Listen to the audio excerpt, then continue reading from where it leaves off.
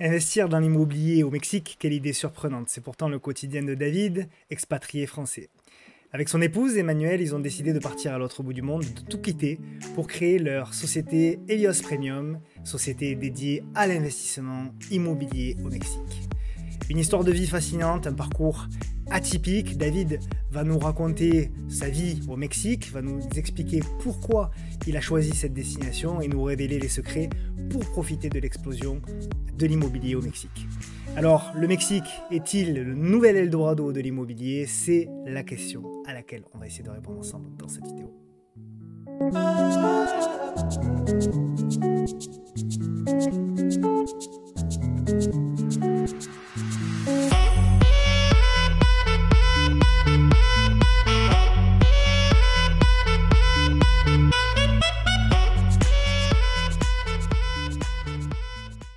Ouais, parce que sur la miniature, j'ai mis des perroquets. Est-ce qu'il y a des perroquets au moins au Mexique? Parce que tu sais, j'ai mis des perroquets, mais en réalité, Oui, il y en a. oui, oui, je te rassure. Alors on en a plein, on a des haras dans tous les coins, des haras bleus, des haras D'accord. rouges et puis on a des petites espèces, je sais plus ce que c'est, mais c'est des petits, verts et jaunes, ils sont super beaux.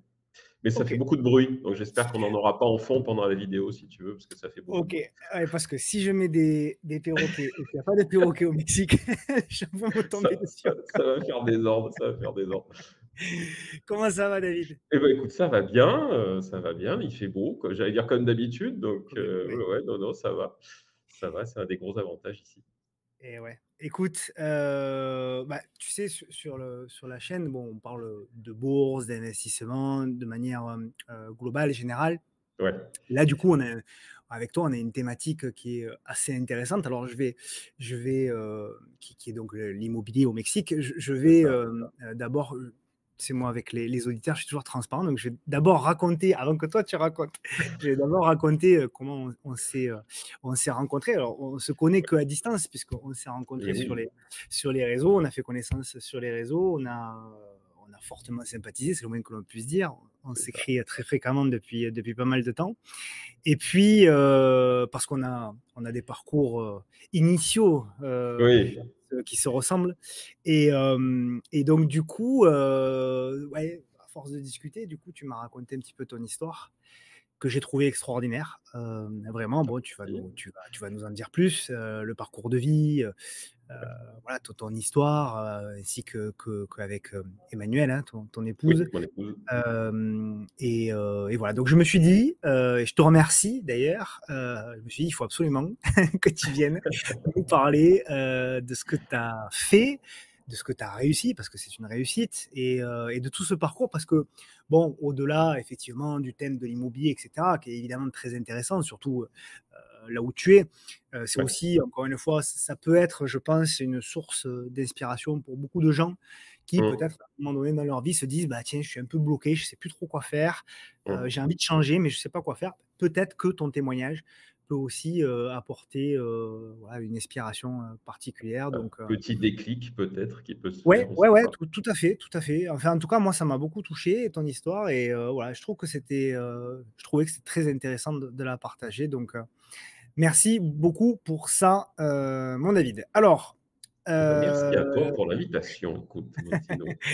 donc Mexique, nouvelle Eldorado de l'immobilier. Alors, il y en a peut-être parmi vous qui connaissent déjà David parce que vous êtes passé sur différents médias, notamment Ouais. RTL, je crois, hein, vous êtes Oui, passé, mon épouse est passée sur ton épouse, RTL. voilà. Moi, on a fait un très gros article de 5 pages dans une revue, en fait, professionnelle immobilière qui s'appelle «L'activité immobilière» le mois dernier et il se trouve aussi qu'à la rentrée, normalement, on devrait avoir un truc dans Le Parisien et on doit participer de manière récurrente à une nouvelle émission immobilier sur une radio également à partir de septembre. Voilà. Bon, quand tu passes à la télé, tu me le dis, hein, tu Alors me voilà, je te dirai, voilà, il nous manque que BFM et puis ce sera bon, on aura tout bouclé.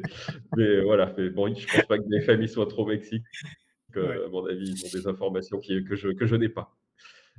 Alors, alors, il y a pas mal de choses à dire, évidemment. On va Oui, évidemment commencer par ton histoire, et ensuite on ira un petit peu dans le vif du sujet, puisque la question dans sa globalité qu'on va essayer de se poser ensemble, et tu vas y répondre très largement, c'est est-ce que le Mexique est le nouvel Eldorado de l'immobilier? Alors nous, en France, c'est un peu inconnu, hein, tout ça, clairement. Oui, Moi, à titre complètement. perso, ouais, complètement. Moi, à titre perso, je suis investisseur immobilier, mais moi, c'est très français, voire même très sudiste, voire même très Montpellier, Montpellier, tu vois. Je vois, Donc, je du vois. coup, voilà. Donc, du coup, investir immobilier, c'est vrai que dans un premier temps, je dis bon.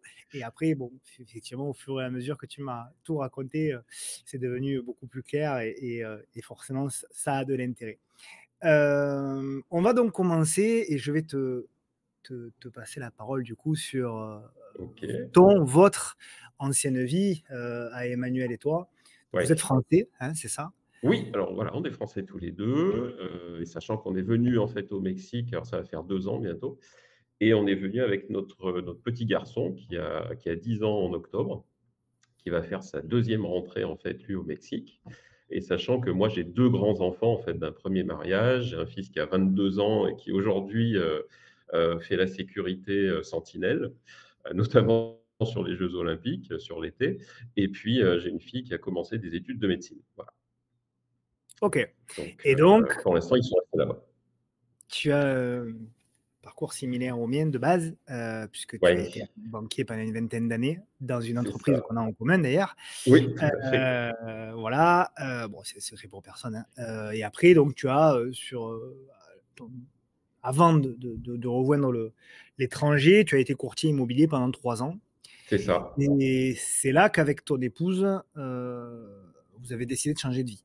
C'est ça. C'est ça. Moi, j'ai été alors, je vais dire, je dans le monde de la finance, mais effectivement banquier. Alors, j'ai travaillé un peu dans la grande distribution au tout début, suffisamment pour, me rendre compte que c'était pas du tout mon truc. Donc après, complètement par hasard, j'ai bifurqué sur la banque, hein. J'ai été pris à un entretien à la banque Pop, pour ne pas la nommer. Après des entretiens, tu sais comment ça se passe, un collectif, semi-collectif, individuel à foison, et cetera. Donc j'ai intégré la grande maison, j'y suis resté, 8 ans. Puis après, j'ai fait différents établissements. Entre-temps, j'avais passé l'ITB, enfin voilà, donc tu vois, j'ai fait quand même un certain nombre de choses. Comme je dis, j'ai à peu près tout fait sauf le ménage. Je suis rentré au guichet et sur la fin, bah, j'ai fait, chargé conseiller, classique, conseiller d'entreprise, chargé d'affaires PME, directeur d'agence et j'ai fait du patrimonial sur la fin. Voilà. Ah oui, Et tu as l'ITB, toi, tu l'avais passé à l'époque, ouais. ouais, je l'ai passé. Alors moi, je l'ai eu en 2001. Je Ok. l'ai fait de 98 à 2001 puisqu'à l'époque, c'était en 3 ans encore. C'est dans 3 ans, ouais, à l'époque. Après, ils Ouais, l'ont réduit à 2, je crois. Alors l'ITB, juste ouais, pour ouais. parce que là, on discute entre banquiers, mais l'ITB, c'est Oui, le diplôme, on va dire, supérieur de la banque, en gros. Et à l'époque, on avait la possibilité, enfin, les grands établissements bancaires envoyaient un petit peu surtout les cadres, surtout les managers, enfin, nous, ouais. c'était comme ça, pour passer donc ce diplôme qui qui offrait, entre guillemets, comment dirais-je? Quelque part une reconnaissance du métier à haut niveau, quoi. Mais c'était dur, attention, hein. Ah oui, oui, c'est dur, c'est L'ITB, dur. Bah, tu fais ça costaud, en hein. fait, alors j'en fais juste une petite aparté, mais c'est vrai que c'est un truc pendant 3 ans. Alors quand tu commences, ils ont tendance à te dire: «Tu as plus de vie». Bon, c'est pas tout à fait vrai dans la réalité, mais Oui, si tu veux, pendant 3 ans, bah, tu alternes, effectivement le boulot puisque, bah, tu es au boulot normal, plus des heures en fait, qui te sont «libérées» entre guillemets pour aller oui, alors nous les cours étaient à Lyon, pour aller passer des cours professionnels qui sont dispensés uniquement par des gars qui sont en emploi, hein. C'est des gars qui font partie de la Banque de France, des chambres de commerce, enfin voilà, c'est des très oui, grands professionnels et tout à puis, fait. bah, au bout de donc chaque année, tu as à peu près la moitié des étudiants qui dégagent, hein, c'est à peu près le rythme de passage et puis, bah, arrivé au bout des 3 ans, on est quand même vachement moins nombreux qu'au tout début et le grand oral, ce qui s'appelle vraiment comme ça et c'est un peu flippant parce que tu te retrouves à Paris, alors je me rappelle plus dans quel siège de très grand établissement c'était, mais tu passes devant 5 mecs, ton entretien, final en fait qui va durer 20-25 minutes et dans ces 5 gars, tu as des RH, mais le RH, le top niveau du RH de la banque, tu as le directeur général de la banque, tu peux avoir des directeurs, généraux de banques étrangères, enfin voilà, tu es devant un staff, les mecs, si tu veux, quand tu additionnes les 5, ils ont 200 ans d'expérience dans la banque, donc tu peux pas trop leur raconter n'importe quoi. Ouais, Et c'est assez flippant, mais voilà, c'était ouais, c'est hyper c'était bien. C'est Ouais. hyper bien, c'est hyper enrichissant. Moi, ça m'a fait faire un bond gigantesque en connaissances financières, économiques et cetera et c'est ce qui m'a permis après, bah, de m'intéresser à plein d'autres trucs puisque j'ai même repassé après pour le fun un master en 2009 en fait en congé de formation et je me Ouais. suis rendu compte qu'à côté de l'ITB, c'était une blague quoi, tu vois? Tu sais, j'aurais pu passer 5 masters, en 5 ans différents parce que franchement, quand tu as bossé à l'ITB pendant 3 ans, tu es Ouais, tellement c'était costaud. formaté à bosser comme Ouais, un ouais, âne ouais. que, tout le reste paraît facile quoi. C'était très costaud. Et donc voilà, donc là, tu as ce parcours-là, Ouais. et ensuite donc tu fais, du Et après courtage courtier. immobilier? Ouais, Ouais, courtage immobilier pendant 3 ans parce que j'avais envie d'être indépendant. Le salariat commençait un petit peu à m'agacer, on va dire. Voilà, moi, j'ai une ouais. tendance toujours très indépendante. C'est pour ça d'ailleurs, j'ai pas mal changé d'établissement, hein, parce que j'ai un état d'esprit assez indépendant et quand ça me va plus, bah, je le dis et généralement quand tu le dis dans la banque, ça va plus trop après. Donc voilà, donc je me suis retrouvé indépendant, c'était super bien, dans un métier que j'aimais bien, le courtage franchement, moi, ça m'allait bien. J'ai quand même, Mmh. une tendance à bien expliquer les choses aux clients et les accompagner, donc ça m'allait très bien. Et puis, bah, au bout des 3 ans, en fait, on est arrivé, ça a été la période un peu charnière aussi du covid, tu sais? Donc, Ouais. voilà, il y a eu pas mal de choses qui se sont mis aussi en tête, en marche, on va dire. Ça a beaucoup bouleversé, intellectuellement, les Mmh. gens, hein, tout le monde, je Ouais, crois, hein. je crois, je crois. Et du coup, bah, nous, on a eu ce déclic de se dire: «Mais est-ce que c'est vraiment, ce qu'on veut?» Voilà, C'est-à-dire donc rester en France et continuer bah, cette vie? rester en France, continuer cette vie où on te dit, du jour au lendemain: «Bon, bah, à partir de samedi, vous pouvez plus sortir, vous pouvez plus aller au resto, vous restez chez vous enfermés, machin». Bon, OK. Après, des contraintes qui nous paraissaient quand même assez ubuesques, y compris vis-à-vis de l'école. Mmh. Donc il y a plein de choses auxquelles on n'a pas adhéré. Donc on s'est dit: «Bon, bah, puisque ça ne nous convient pas, est-ce qu'on reste et qu'on se fait du mal ou est-ce qu'on décide de tenter notre chance ailleurs?» Voilà. Ouais. Et en fait, on a décidé, assez rapidement finalement, quand le déclic après s'est un petit peu fait, ça a été une réflexion relativement longue pendant 2 3 ans et puis après quand on s'est dit: «Bon, bah, on y va», j'allais dire qu'en, 4 mois, on s'est décidé, on a fait les valises, on est parti. Donc là, vous avez tout laissé, Ah oui, on a tout vendu, tout laissé, vous êtes partis avec les valises? on est D'ailleurs, parti avec tiens, nos 7 valises. Ouais. on va voir les photos, Voilà, ça c'est une toute petite partie ça si tu veux et effectivement dans le ventre de l'avion, bah, il y avait 7 valises qui transportaient un peu notre vie, et notamment il y avait 1 ou 2 valises déjà rien qu'avec les jouets du petit parce qu'on s'est dit: «Bon, bah, peut-être quand même cet enfant, faut bien quand même qu'il s'occupe». Donc ouais. on avait des Lego, des machins, voilà et donc ça a pris un peu de place et puis il a fallu les remonter quand on est arrivé. Mais c'est effectivement, on a réussi à faire tenir notre vie dans cette valise. Donc finalement, tu te dis on accumule beaucoup de choses peut-être pour pas grand-chose. Alors, on voit que madame est heureuse, on voit que le petit est heureux. Toi, on Ouais. voit que tu es heureux, mais on voit que quand même Ah, tu j'étais fatigué, j'étais ah, fatigué. Ouais, j'étais encore en train de faire les valises, parce que tu sais, c'est très compliqué, hein, quand tu fais comme ça un voyage international, mais faut ce pas que que je ta veux dire, c'est valise qu'à pèse ce plus de moment-là, 23 kilos. maintenant que c'est fait, Ah quelque part, c'est voilà, mais sur le moment que tu pas quand même des doutes quand tu lâches tout comme ça du jour au lendemain, tu pas alors non, franchement, non? non, les doutes, on les a peut-être eus avant, mais en fait, on les a évacués au fur et à mesure, si tu veux. OK. Et là, effectivement, tu vois, j'ai un peu des cernes sous les yeux, c'est parce que, bah, pendant quasiment une semaine, j'ai fait des valises, je les ai redéfait pour être sûr que, si tu veux, une fois qu'on allait les peser, ils avaient pas dit: «Ah bah non, elle fait 23,5 kg ou on peut pas la mettre dans l'avion», tu vois? Donc franchement, j'étais un peu fatigué. Là, c'était stressant, voilà, parce que je m'imaginais pas trop faire et défaire les valises, dans l'aéroport, ça faisait désordre. Mais sinon, non, non, après, dès qu'on est arrivé, en fait, c'est ça qui est assez étonnant, c'est que alors on a fait un petit détour, je fais une aparté, on a fait un petit détour. Au départ, on est parti, nous, pour le Belize, absolument pas pour le Mexique. Alors Belize, OK. pourquoi le Belize, tu vas me dire? Parce que c'est un tout petit pays et il y a pas grand-chose à faire, effectivement, c'est ce qu'on s'est rendu compte d'ailleurs sur place, hein, mais c'était un pays, qui était de langue anglaise, officiellement et donc comme nous, on avait l'idée peut-être de travailler avec les touristes anglophones, on s'est dit: «Tiens, ça peut être sympa». Voilà. Ouais. Bon, en fait, on y allait. Honnêtement, très vite, on s'est rendu compte que c'était pas du tout fait pour nous et OK. on a découvert le Mexique complètement par hasard parce que c'était pas du tout, hein, comme 99 des Français, une destination que j'avais envisagée.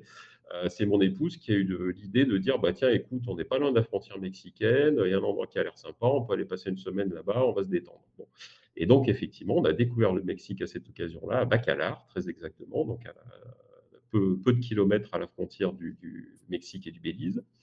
Et on s'est trouvé tout de suite, si tu veux, mais vraiment, hein, je veux dire, tu passes la frontière, déjà, on a senti un climat qui changeait. Qui est Alors différent, oui. ouais, alors souvent les gens quand ils arrivent au Mexique: «Ah là, c'est humide». Alors c'est vrai que c'est humide ici, si tu veux, par rapport à la France, c'est plus humide, mais le Belize à côté, c'est très, très humide. Donc nous, quand on a passé la frontière, déjà, on a eu l'impression d'être dans un pays sec, pour te dire, tu vois? OK. Donc il faisait toujours chaud, il faisait toujours beau et l'énorme différence par rapport au Belize, c'est d'abord les gens étaient super gentils.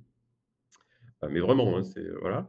Il y avait des infrastructures, un truc de dingue, tu vois? Tu avais pas à faire, 2 pauvres tiendas dans lesquelles tu avais 4 paquets de céréales, tu vois? 2 pauvres boîtes de conserve pour manger, donc ça, c'était pas un problème. Là, il y avait vraiment, des trucs genre Carrefour, Leclerc et cetera. Donc là, c'était vraiment génial. Des routes en bon état, enfin, tu vois? Voilà, donc des restaurants, enfin des trucs dont on avait complètement perdu l'habitude depuis 2 mois. Depuis 2 mois, on était, c'était Roots de chez Roots, tu vois? C'était, vraiment la survie presque. J'exagère, mais tu vois, c'était presque ça. Donc Et voilà. d'ailleurs, parce que la vision qu'on a et avant de parler, de l'immobilier, de ta profession Bien et sûr. voilà, de la société que vous avez construit et créée avec Emmanuel, heu, on va faire, voilà, le tour d'horizon un petit peu parce que bon, pourquoi le Mexique? Bon, évidemment, tu nous l'as expliqué, le climat, j'imagine que la mer Oh, était ah bah, aussi, voilà, magnifique. qualité de travail à distance aussi, Ouais, tu travail à m'avais distance. dit? Ouais, c'est un Ouais. vrai paradis, hein, ça fait partie du top 3 des destinations des digital nomades, si tu veux. Donc, voilà, parce qu'il y a de très bonnes connexions internet.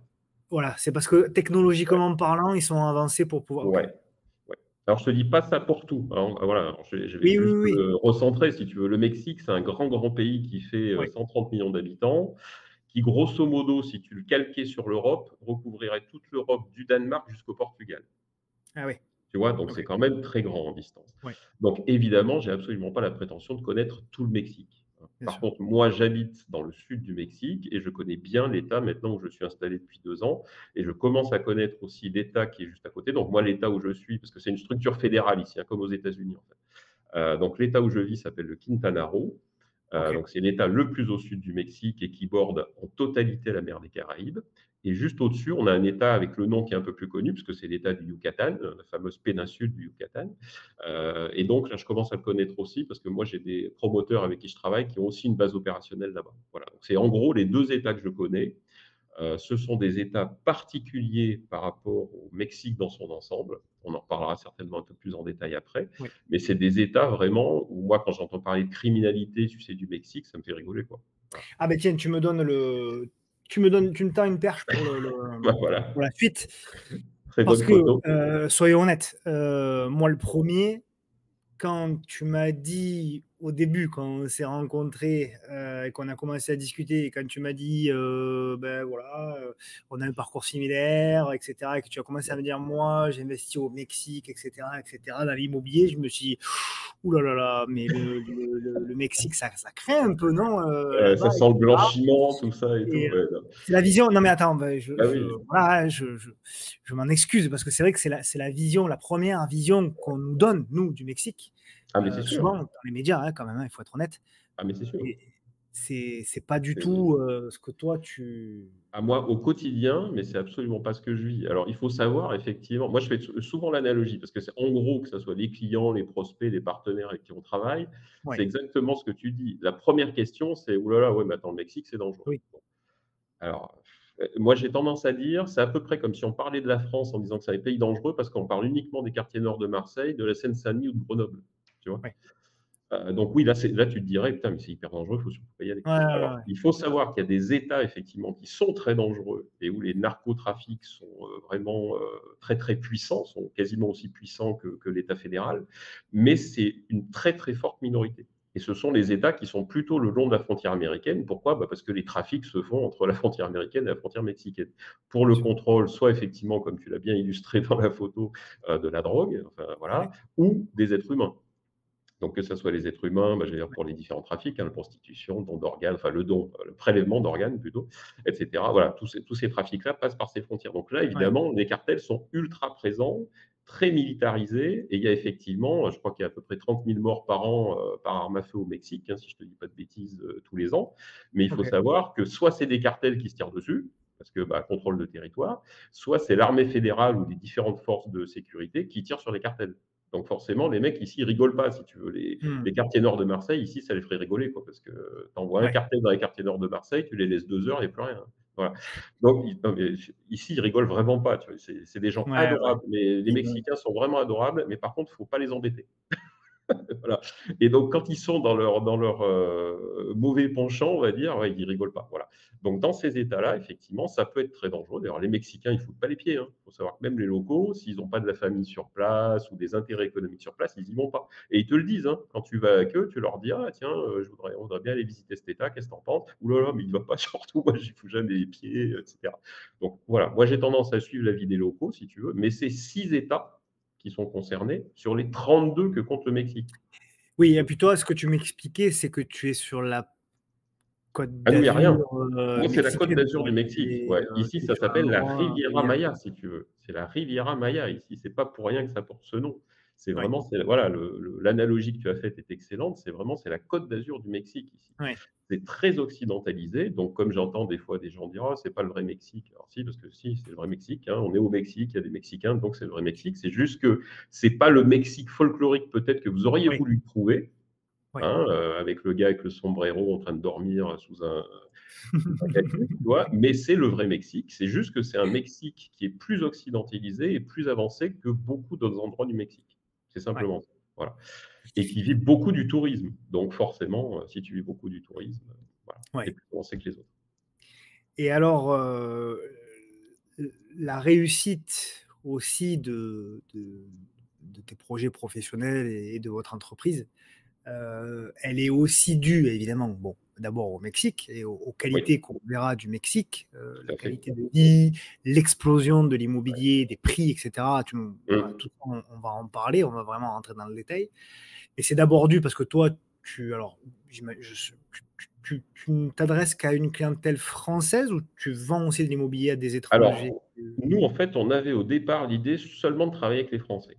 OK. Alors, il faut savoir qu'au fil des rencontres et au fil des demandes, on se retrouve à travailler avec une clientèle francophone, c'est-à-dire, Ah! belge, suisse, luxembourgeoise OK, et québécoise. Voilà. OK. Donc parce que, bah, eux aussi sont intéressés. Alors les Québécois depuis longtemps, hein. Les Québécois, c'est des gens qui viennent très régulièrement en vacances ici. Il y a même une catégorie de Québécois qui sont plutôt les retraités qu'on appelle les snowbirds ici et en fait, ils viennent 5 ou 6 mois, si tu veux, passer la mauvaise saison du Québec, ils viennent la passer ici. Donc c'est sympa.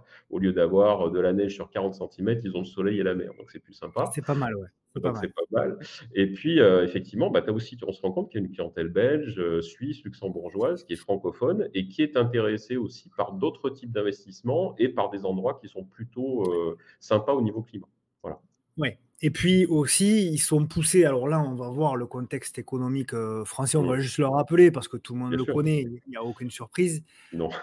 Et aussi les investisseurs immobiliers, qui ont ça en eux, d'investir dans la Oui, pierre, se oui. disent aujourd'hui: «En France, ça devient de plus en plus compliqué et très Mmh. certainement que ça va l'être d'autant plus demain avec, Oui, les changements et cetera».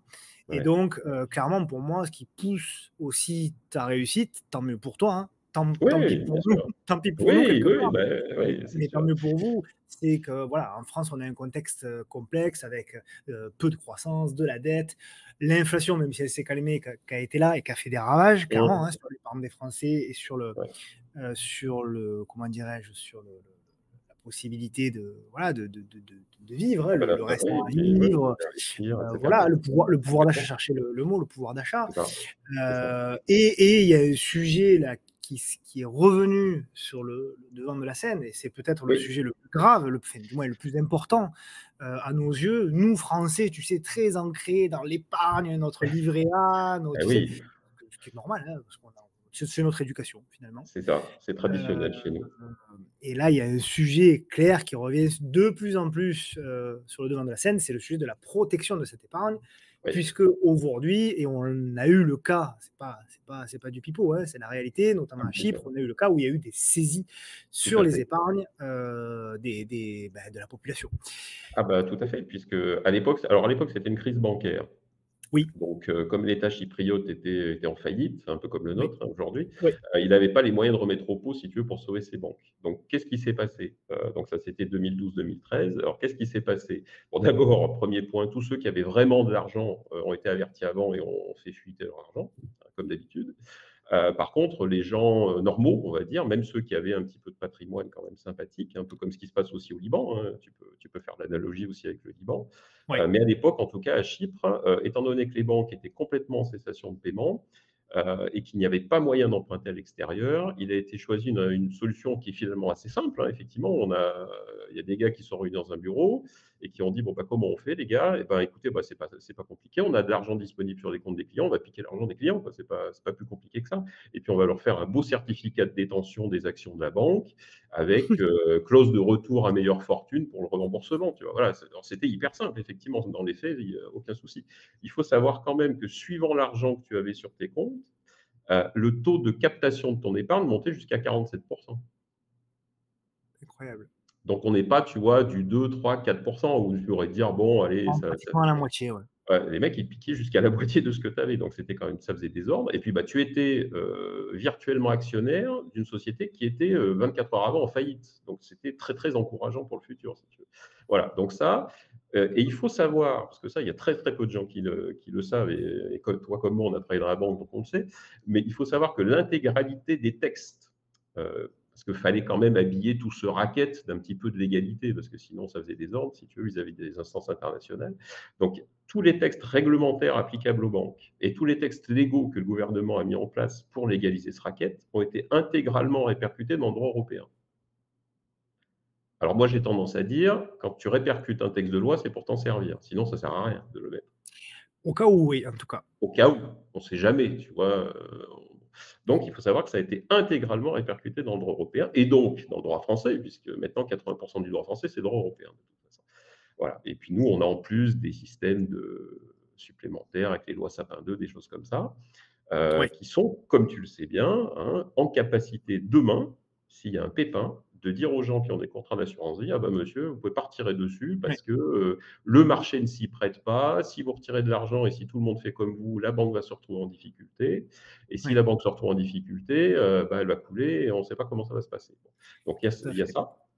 Et alors après, ce qu'on te dit souvent, d'ailleurs, on reçoit tous, hein, en janvier de mémoire, parce que ça fait 2 ans que je l'ai pas reçu forcément, mais je crois qu'on reçoit tous en janvier ce beau papier du fonds de garantie des dépôts, te disant de ne surtout pas t'inquiéter, parce que, bah, évidemment, ton argent est garanti à hauteur de 100 000 et cetera, 70 000 sur les contrats d'assurance vie et C'est une cetera. coquille vide, hein, d'ailleurs, hein, Voilà, ah bah, il y a voilà, il y a c'est pas de il y a moi pas de alors, je le dis souvent ça à mes fils même, parce que ma fille, bon, ça l'intéresse pas trop l'économie pour l'instant, elle est plus dans le médical. Mais mes 2 enfants, même le petit, que je briefe, hein, intensément, le pauvre, s'intéresse pas mal à l'économie, puisque mon fils, il fait un master d'économie, mon grand. Et je lui dis souvent: «À partir du moment où on te dit de pas t'inquiéter, c'est surtout là qu'il faut commencer à s'inquiéter». Si tu veux, voilà. en France. Voilà, et surtout en France. Et quand on commence à te dire: «Ne vous inquiétez pas, votre argent est garanti», quand tu vois véritablement ce qui est disponible sur le fonds de garantie, c'est juste une blague. Parce que je crois Ah que là, ben, je crois que c'est 6 5 ou 000 10. je crois. C'est Ouais. 6 000 je Moi, crois. j'avais fait un sujet là-dessus, il y a quelques années de ça Ouais. et ouais, c'est juste une vaste plaisanterie, ouais.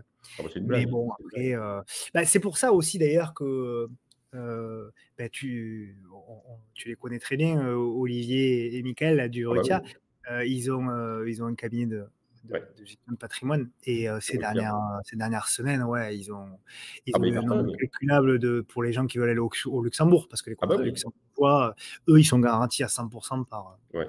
par le Luxembourg donc de toute façon, la vie trouve toujours un chemin, comme, Oui, il y a phrase toujours un est chemin de célèbre toute film. façon. C'est ça, c'est ça. Mais bon, c'est quand même dommage en tout cas pour notre pays, et cetera. Donc OK, le contexte économique, français, bon, on le connaît, il est pas Ouais. radieux, radieux, on va pas se le cacher. Non. Et aussi, l donc ça t'a évidemment amené ou ça a contribué, on va Ouais. dire, à votre réussite avec Emmanuel. Ce On qui va a, dire que ça faisait également longtemps que ça me trottait en tête. ouais. Et puis ça pousse aussi les Français, voilà, à aller Mmh. de plus en plus vers toi et vers d'autres solutions pour protéger leur épargne. Bien Contexte sûr. économique mexicain aussi, contrairement à ce Mmh. qu'on peut croire, il est très bon. Moi, j'en parle Oui. souvent pour la bourse, je parle, souvent des pays d'Amérique du Sud, Ouais, je parle aussi du Brésil bien dans sûr. une moindre mesure. L'Argentine, je sais que toi, tu es en train de regarder un petit peu, on va pas trop en Oui. parler, mais tu es en train de Ouais. regarder un petit peu l'immobilier, mais qui est un contexte différent parce que l'Argentine, Oui. il y a eu quand même C'est des pas difficultés. stable. On va dire que je pense que l'Argentine, comme on en parlait un petit peu tous les 2, hein, je pense que moi j'ai fait une étude, sur l'Argentine parce que j'ai une Ouais, cliente américaine, enfin, française, mais qui vit à Miami, qui, ouais, justement se tâtait à investir soit au Mexique, soit en Argentine. Ouais. Donc moi, je lui ai fait un petit topo, un mini dossier si tu veux, économique là-dessus et j'ai pas eu besoin de forcer le trait si tu veux pour se dire: «Bah, il vaut mieux aller au Mexique qu'en Argentine». Ouais, c'est Parce quand que même, tout simplement aujourd'hui, c'est un pays qui est encore en phase de déstabilisation. mmh, Le président, bah, a été élu ça fait un peu plus de 6 mois maintenant et je crois, je ne sais plus si c'est juste avant ou juste après son élection, la monnaie locale a perdu 50 de sa ouais, valeur. Donc quand tu es ouais, investisseur, bah, c'est quand même désagréable. ouais. On voit, il y a des émeutes ces derniers temps parce que, bah, c'est le fameux Afuera, tu sais, il a dégagé, je crois, la moitié des ministères, pour retrouver justement une stabilité financière déjà budgétaire. Mais ça veut dire qu'aujourd'hui, tu as des pans entiers de l'économie argentine qui sont en vrac, le temps que le secteur privé, puisse prendre la main sur l'État. Voilà. C'est le problème des États un peu, on va dire socialistes, pour pas dire communistes, si tu veux. C'est qu'à un moment donné, comme il est présent partout, le jour où il se désengage, et ça, malheureusement, je pense que c'est quelque chose qui pend un peu au nez de la France aussi, c'est que le jour où l'État se désengage, bah, le secteur privé a besoin d'un peu de temps pour prendre la suite. Et donc, pendant ce temps-là, tu es dans une déstabilisation totale. Et il faut voir, en Argentine, aujourd'hui, tu as des émeutes bah, parce que tu as plein de trucs qui sont plus du tout Ouais, assurables, ouais, quoi. ouais. Voilà, donc il faut, je pense que l'Argentine, ça sera vraiment un très beau coup à jouer parce que c'est un très beau pays, ils ont des ressources, les gens sont très éduqués, et cetera. Donc c'est vraiment quelque chose de vachement sympa. Tu as quasiment le tiers de la population entière du pays qui est dans une seule ville, qui est dans Buenos Aires, donc c'est Ouais, quand c'est même ça. pas rien, tu vois? Donc c'est, je pense, un très beau coup à jouer, mais pas tout de suite. Il faut Pas tout de attendre suite, ouais. encore, tu vois, 5 6 ans, voir comment ça se passe. Voilà, Stabilisation. stabilisation et après on verra. Alors, ce qu'il faut savoir, c'est que quand même, quelques chiffres, hein, rapidement, le Mexique, c'est la 12e puissance économique du monde en termes de Et PIB. oui, et oui. C'est le premier partenaire commercial des États-Unis devant la Chine, Ouais, on parle souvent de la Chine, mais en fait, c'est le Mexique maintenant. c'est le Mexique. Ouais. C'est un taux de croissance supérieur à 3 quand nous, on galère à Mmh. avoir, heu, 0,5. ouais, taux de chômage, mais Bruno Le Maire est content. Oui, Heu, c'est le principal. Taux de chômage 2023, à 2,6, donc finalement Ouais, très peu de ouais, il y a pas de chômage. chômage, en fait. Voilà, inflation, taux de change et politique de banque. Ouais, alors ça, l'inflation, il y en a effectivement un petit peu, mais elle est inférieure, elle reste inférieure, au taux de Au taux de croissance. croissance. Il faut savoir qu'ici, le taux de ch en fait, le taux de change, il est hyper favorable puisque nous, on est arrivés il y a 2 ans et si tu veux alors, ça a un petit peu baissé depuis que la nouvelle présidente a été élue. Parce que Ouais. la nouvelle présidente, la Claudia Sheinbaum, en fait, c'est le successeur de d'AMLO qui était très, très apprécié mais qui avait une politique relativement de gauche, on va dire. Voilà, parce qu'il a Mmh. doublé le salaire minimal, et cetera. Voilà, il a quand même fait beaucoup, beaucoup pour les gens du peuple et ça, évidemment, ça plaît pas trop, ni au réseau d'affaires, ni aux grands voisins, américains qui se disent: «Ah ouais, mais s'il commence à nous coûter plus cher, ça on va faire moins de marge». Bon, donc, il y a eu un petit coup de semonce, si tu veux, sur la valeur de la monnaie mexicaine immédiatement après son élection. Mais il faut savoir Mmh. avant ce coup de semonce, nous, en 2 ans, étant donné qu'on avait changé la totalité de nos avoirs en euros en pesos mexicains, on avait gagné 20% en 2 ans, sans rien faire, si tu veux. Donc ça montre bien que l'euro est quand même une monnaie qui se dégrade à vitesse grand V. Ça, Alors c'est sûr. quand tu vis en France, tu t'en rends pas compte, tu payes tout. Enfin, tu te rends compte par le biais d'inflation du coup, parce que l'inflation, c'est jamais que la baisse aussi de la monnaie, hein, si tu veux, Bien voilà, sûr, et donc tu t'en rends compte un petit peu comme ça. Mais je veux dire, dès que tu voyages, mais c'est hallucinant, quoi. L'euro, c'est bien sûr, vraiment, enfin, bien sûr, bien sûr. c'est un Il y a tuyau beaucoup percé, quoi. de En ce sens, bon, je vais pas en parler 3 heures, mais j'ai vu un reportage récemment là où des Français voyageaient, aux États-Unis et Ouais. ils disaient qu'en fait, ils aujourd'hui, c'est devenu hyper compliqué, notamment à New York, Ah qui est bah, déjà une des villes les plus chères.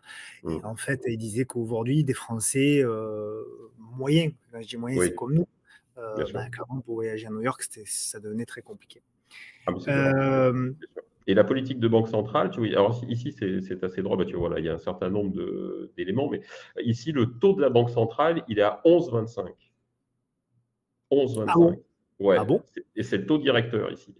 Donc il faut savoir que tu empruntes à 13,5, 14, 14,5. Donc ce qui fait qu'en fait, D'accord. les banques sont très peu présentes, à la fois sur le financement, industriel et à la fois sur le financement de l'immobilier. En fait, le financement de l'immobilier, il y a un système particulier ici qui dépend de ton salaire, de ton emploi, et cetera. Et en fait, tu as des bonifications par une espèce d'organisme d'État qui te permet d'emprunter pas trop cher.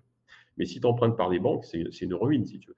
Moi, pour te donner une idée, étant donné que je suis résident maintenant mexicain, Ouais, alors pas citoyen, mais résident, j'ai le statut de résident et j'ai mon permis de travail mexicain, auprès de ma banque, quand j'ai mes liquidités qui veulent travailler, tu vois, mon épouse a récupéré récemment ses intérêts là, sur un placement qu'elle avait, on était à 8,60. Voilà. d'accord. Donc c'est plutôt sympa, si tu veux. Donc même si tu as une Ah bah oui. inflation à 3, à 8,60, tu vois, ça va, tu la bouffes l'inflation. Alors qu'en France, c'est un petit peu l'inverse, quoi. Donc, puisqu'on Oui. voilà, Bruno a encore baissé le taux des livrets puisqu'il estime qu'il n'y a plus d'inflation, donc c'est pas bien. Mais voilà. Ouais. Ouais, nous, c'est clairement bah, l'épargne, ça n'a jamais été en France quelque chose qui a été extrêmement bien rémunéré, enfin à une certaine Non. époque, mais en tout cas, ça fait, enfin moi depuis que je connais le milieu bancaire, donc je suis rentré dans le milieu bancaire en 2006, il y a Ouais. ja au début si, au tout début, quand je suis rentré, mais enfin les taux, immobiliers, Ah, c'était pas les moi, mêmes. c'était pas les mêmes. Ouais. Moi, les taux qu'on pratiquait à l'époque, en 2006-2007, avant la crise des Mmh. subprimes, on pratiquait du 5%, 5,5% sur 30 ans. Ah oui, oui, ouais. Donc, c'était déjà élevé, mais c'était Mmh. rien comparé aux années avant, notamment la génération de mes parents, quand ils ont investi dans l'immobilier, où eux, c'était des taux encore plus élevés. Mais la Mmh. différence avec ma période à moi, c'est que les salaires, ils étaient Ah beaucoup oui, ils étaient indexés sur calés sur l'inflation. l'inflation, bien Voilà, sûr. il y avait de l'inflation, mais l'inflation c'était une inflation de croissance. C'est pas une Ouais, inflation de masse monétaire comme on a eu nous non, ces dernières années. c'est C'est ça. véritablement une inflation de croissance. Ouais. Donc, OK, t'empruntais à 6 ou 7, mais derrière, tout prenait 10%. Donc finalement, ça n'a pas trop de sens de parler. Non, Voilà. c'était pas du tout la même période, effectivement. Et tu Pas vois, du tout, pas du tout. Pas la même ici, pour période. Et surtout, les raisons des augmentations des taux et des taux forts, ou les raisons mmh, même des poussées de l'inflation n'étaient pas les mêmes. N'étaient pas non, les mêmes que du tout. l'inflation qu'on a eue après Covid. Pour moi, c'était pas une inflation de demande forte. C'est pas parce que Ah bah, les pas gens du ont tout. surconsommé. Alors, ils ont surconsommé quelques semaines, quelques mois après le Covid Ouais, parce qu'il y a eu l'effet soulagement. Mais là, l'année dernière, si l'inflation était encore à 5%, c'est pas parce que les gens surconsommaient, c'est pas vrai. C'est non. juste une inflation de masse monétaire. Quand tu, tu balances de la masse monétaire massivement partout, ben, au bout d'un Ouais. moment, l'inflation vient reprendre ce que tu as Ah bah, mis. c'est normal, c'est normal. C'est comme si Ouais, on avait balancé, alors qu'il n'y a pas eu plus de production, qu'avant, on a balancé absolument, quasiment, 1 000 000 de plus. Donc je veux dire, c'est absolument, colossal, c'est colossal. absolument. Après, il faut que l'économie l'absorbe et le meilleur moyen pour l'absorber, bah, c'est qu'effectivement, c'est l'augmentation des prix, hein. Il y a pas après, Absolument. on peut chercher beaucoup, mais c'est ce qui explique qu'on a un endettement aujourd'hui record, hein, quand même, donc c'est quand même pas mal. Alors qu'ici, on est très tranquille sur l'endettement, tu vois? Le chiffre de l'endettement Oui, c'est ce que public, je voyais, on ouais, est même pas à honnêtement, 50, ouais. tu vois? Et même Ouais, l'endettement privé, parce que l'endettement privé aussi, on en parle beaucoup moins que l'endettement public, et oui, notamment aux États-Unis, il est très fort, et je sais qu'en Europe, globalement, il est quand même assez costaud aussi. oui, Ici, l'endettement privé est faible parce que je te dis, les taux d'intérêt sont tellement importants qu'il faut vraiment que soit tu aies un effet de levier énorme quand tu fais du commerce ou de l'industrie pour pouvoir te permettre d'emprunter, ou alors, quand tu vas être un particulier, ça va être parce que tu as besoin de boucler un bout de ton budget pour acheter une maison ou des trucs comme ça. Et là, bah, tu vas peut-être avoir 15-20 de ton budget. OK, tu vas ouais, pouvoir l'emprunter. Mais avec des taux à 14, bah, tu t'amuses pas à emprunter pour le fun, quoi.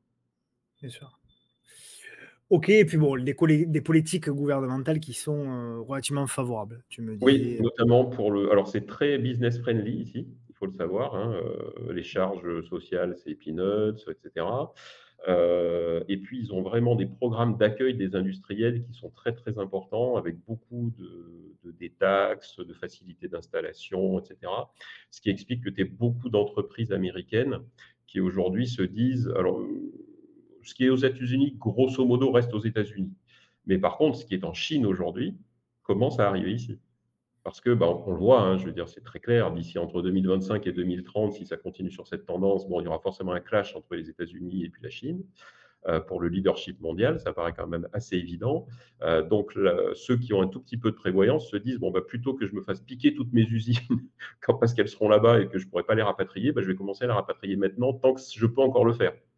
Et c'est vrai que le voisin mexicain est quand même une destination rêvée pour les Américains parce que d'abord, il y a un accord, il y a alors tu sais, il y avait l'ALENA avant, puis maintenant c'est devenu l'ASEUM, donc c'est un accord en fait vraiment de libre-échange entre le Canada, les États-Unis et le Mexique. Donc là, il y a des facilités d'échange de marchandises, de travailleurs, et cetera, entre les 3 pays, qui facilitent quand même beaucoup les transactions. Comme je te dis, le Mexique a tout intérêt à ce que les entreprises américaines viennent plutôt s'installer sur son territoire. Et les Américains ont tout intérêt à ce que leurs entreprises soient aussi domiciliées au Mexique, parce que d'abord, le transport est quand même beaucoup plus facile et beaucoup moins cher que par la voie des mers. Et puis, s'il y a un pépin avec le Mexique, c'est plus facile à gérer pour les États-Unis de faire un coup de pression, j'allais dire, que sur la Chine. Bien sûr. Bah Voilà, oui, j'imagine. OK, super, donc contexte éco, on l'a vu. Maintenant, on va parler, bah, tout du à fait. marché, mexicain. Donc bon, rapidement, pourquoi investir au Mexique? Parce que c'est la quatrième meilleure destination touristique, quatrième meilleure destination Ouais, touristique du monde. C'est 43 millions de touristes par an. C'est un nombre de touristes qui a plus que doublé en 10 ans. C'est 76% d'occupation moyenne des locations de vacances à Playa del Carmen, c'est tout à là où fait. vous êtes. Ouais, C'est 7 à 10% annuel de retour sur investissement et c'est mmh, plus de 110% de population en 10 ans, plus de ouais, 425% en 20 ans, la ouais, plus importante progression de toute l'Amérique latine. ouais. Donc en fait, si on veut résumer, c'est un pays qui est en pleine explosion, quoi, finalement. Oui, on appelle ça souvent, tu sais, il est classé encore dans les pays en voie de développement, Oui, alors qu'il fait partie de l'OCDE, et cetera. Il fait partie de toutes les grandes organisations internationales et en fait, ça, c'est vraiment la version un peu rétrograde du truc, si tu veux. oui, C'est un pays qui est en croissance, qui est en croissance forte et qui oui. a encore un énorme potentiel de croissance, parce qu'on le verra un petit peu plus loin, mais au niveau démographique, ici, les familles sont souvent il y a 3 enfants. Donc ça veut dire que non seulement la génération, est assurée, mais en plus, bah, il va y avoir du besoin supplémentaire, si tu veux. Mm. Et puis, ben, il y a une classe moyenne qui commence quand même à grossir. Même la classe la plus inférieure, du fait du dernier président, a gagné du pouvoir d'achat et donc a pu quand même aussi progresser. Enfin voilà. Ici, il y a vraiment un, comment je vais dire? Un état d'esprit extrêmement capitaliste, Oui. pour lequel réussir, c'est génial. Tu vois? C'est pas sale, c'est pas les gens sont pas hargneux, haineux parce que tu Est-ce as que c'est pas réussi. la proximité des Américains aussi, géographiquement, qui fait Si, que ils ont toujours été vus quelque part, enfin, mais quelque part, le Mexique, ça a toujours été vu comme le pays pauvre à côté des États-Unis, un peu le si, pays finalement qui est beau mais qui a jamais réussi. Et que c'est ça. quelque part, la population mexicaine n'a pas un petit goût de revanche aussi par rapport à ça et se dit, Si, si, tiens, je pense que tu as tout à fait raison. Il y a cet esprit. Alors, surtout que quand tu passes la frontière mexicaine, notamment El Paso ou des trucs comme ça, je veux dire, tu as du mal à savoir que tu as quitté les États-Unis. ah oui, Parce que les maisons, les industries, enfin, tu es dans les mêmes types de quartiers, tu es dans les mêmes mm, types d'installations.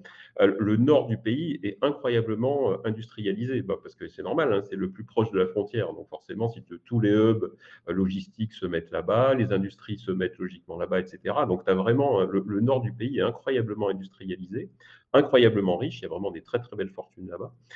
Et il faut savoir qu'ici, tu as quand même une très grosse partie de l'économie qui est industrielle. Il y a 35% du PIB, c'est de l'industrie ici. l'industrie, ouais. C'est pas rien. Et c'est pas de l'industrie, tu vois, ils fabriquent pas que des chaussures ou des machins, hein. Non, non, c'est de l'aérospatial, c'est de l'armement. Enfin, c'est vraiment de l'industrie de haute technologie aussi. Il n'y a pas que de l'industrie où on se dit, oui, oh, bah, ils doivent fabriquer des trucs à 3 sous comme les Chinois. Alors, il y en a effectivement, mais il y a beaucoup, beaucoup de choses finalement où ils sont beaucoup plus compétitifs que les Américains et donc ils peuvent se permettre des produits déjà de moyenne gamme, voire de haute gamme. Voilà. Donc c'est vraiment un pays qui est on n'est plus sur un pays en voie de développement. On est un pays qui se développe, qui continue à se développer et qui aujourd'hui, de toute façon, 12e puissance mondiale, hein, si tu veux, il n'y a pas tellement à démontrer le fait qu'ils sont vraiment sur une tendance ascendante. Nous, on est Oui, oui, plutôt en oui, oui. France sur la voie de descente. Dans 2 ans, ils nous auront croisés, quoi. C'est nous il y a 50 ans, quoi, voilà. Ouais, c'est ça. Et en plus, avec une population, je te dis, qui grossit, qui a des aspirations qui sont pas du tout les mêmes que celles des anciennes générations, où on se contentait de peu, et cetera. Comme tu disais très bien, ici, il y a l'état d'esprit un peu capitaliste américain qui a infusé au fil des années. C'est vrai. Donc, le premier truc que fait un Mexicain, c'est pour ça que ça nous fait rire, nous, toutes les normes, tu sais, environnementales en France. Le premier truc que fait un Mexicain qui a de l'argent, il s'achète une baraque avec la clim, quoi. Et un Bon, pick-up. remarque la clim, j'imagine qu'au Mexique, c'est un peu indispensable. Ouais, alors sincèrement, nous, on l'utilise pas. Ah oui? Alors tu as les ventilos, tu sais, qui marchent très bien, ça suffit, mais nous on l'utilise pas. D'abord parce que ça rend malade mon épouse, donc bon, si c'est pour qu'elle soit malade toutes les semaines, c'est pas très rigolo et puis on n'a pas envie de partir sur l'idée à l'américaine, tu vois? Quand je suis parti à Miami pour faire mes papiers, parce que tu ne peux pas faire tes papiers sur le territoire mexicain, hein, tu dois obligatoirement les faire en dehors du territoire mexicain, donc je suis allé à Miami pour faire mes papiers. Bah, je suis rentré dans le métro, il devait faire 12, alors que dehors, il devait faire, s'il faisait 18, c'était déjà beaucoup, tu vois? Donc c'est incroyable. Mais, dans l'hôtel où j'étais, les couloirs, c'est pareil, tu étais climatisé, mais à mort, quoi. Il faisait 15 degrés dans les couloirs de l'hôtel. Tu te dis: «Mais c'est pas possible». Eux, c'est trop. Très clairement, c'est trop et moi, j'ai pas envie, tu vois, de commencer à m'habituer à ça parce que si tu t'habitues à être dans une atmosphère chez toi à 18, quand tu sors et que chez nous, il fait 40, bon, bah, tu meurs, quoi. Ouais, le choc, Le choc thermique est là. thermique, c'est pas possible. Jamais on s'habituera, si tu veux, à la chaleur. Donc on a pris le parti dès le départ de ne pas utiliser la clim et franchement, tu le vis. Voilà, tu le vis bien, on va à la piscine, on s'aère, voilà. De toute façon, il fait chaud ici, il fait chaud, hein. Si tu veux pas avoir chaud, faut pas aller au Mexique, il faut aller en Finlande. Ah, c'est sûr, c'est sûr. Voilà. Et la grande force d'ailleurs, bon aussi, hein, bien sûr, au-delà de la chaleur, du climat et cetera, la grande force du Mexique, c'est aussi ses parcs naturels, thématique biosphère, réserve naturelle Ouais. protégée de classe mondiale, c'est clairement aussi Ah bah, c'est un énorme. gros point fort Il qui y a attire, des temples mayas, tu sais, dans tous les sens, enfin, notamment ici, hein. Nous, on est vraiment au cœur de la culture maya. C'est vraiment on est chez les Mayas. Et ça se ressent, hein. Tu vois d'abord des gens qui se ressemblent très, très clairement à des Mayas. Il y a encore des cérémonies mayas très régulièrement. Même la ville, la municipalité qui organise des cérémonies mayas de manière tout à fait officielle parce qu'ils ont envie de se rappeler de leur histoire, etc. Et puis, bah, ici, j'allais presque dire que c'est comme à Rome. Tu sais, à Rome, tu peux pas faire une rue sans tomber sur un bout de temple ou un machin. oui, Et ben ici, c'est pareil. Je veux dire, c'est tu pareil, peux ouais. pas faire 10 kilomètres sans tomber sur une petite pyramide ou une ruine inca, enfin pas inca, maya. Les Incas, c'est au Pérou. Une ruine maya, c'est incroyable. Ici, on a vraiment, il y a Chichen Itza. Tu vois, Chichen Itza, c'est une des 7 merveilles du monde moderne. Voilà, c'est la pyramide maya par excellence. Elle est immense. Par contre, il fait 50 degrés sur le plateau, donc quand il va, faut avoir pris ce qu'il fallait. Mais c'est superbe, c'est magnifique. Et puis voilà, tu as beaucoup, beaucoup de choses. Ouais, ils ont réussi en fait un mix assez intéressant entre une vie très moderne et la tradition. Ouais, C'est encore vraiment ils y sympa. arrivent, ouais. Ouais, ouais, ah oui, vraiment, vraiment. Alors David, tu es sur une chaîne d'investissement Bien sûr. et donc le climat, c'est bien beau. La mer, tu sais que moi, la mer, j'aime ça. Mais nos auditeurs, ils vont dire: «OK, très bien, maintenant, voilà, parle-nous un petit peu C'est ça, d'argent». c'est ça. Et nous, sur la chaîne, on a aucun problème à en parler. Donc pourquoi investir au Mexique aussi financièrement? Coût d'achat inférieur à ceux de l'Europe, parce que même Ah oui. si, au Mexique, c'est en pleine explosion et cetera et cetera, Mmh. on a quand même des coûts d'achat inférieurs largement à ceux de l'Europe. On montrera des exemples que Mmh. tu vends, toi, que tu Ouais, fais, tout à fait. donc, qui veut dire coût d'achat inférieur, veut dire aussi souvent des rendements plus élevés. Oui.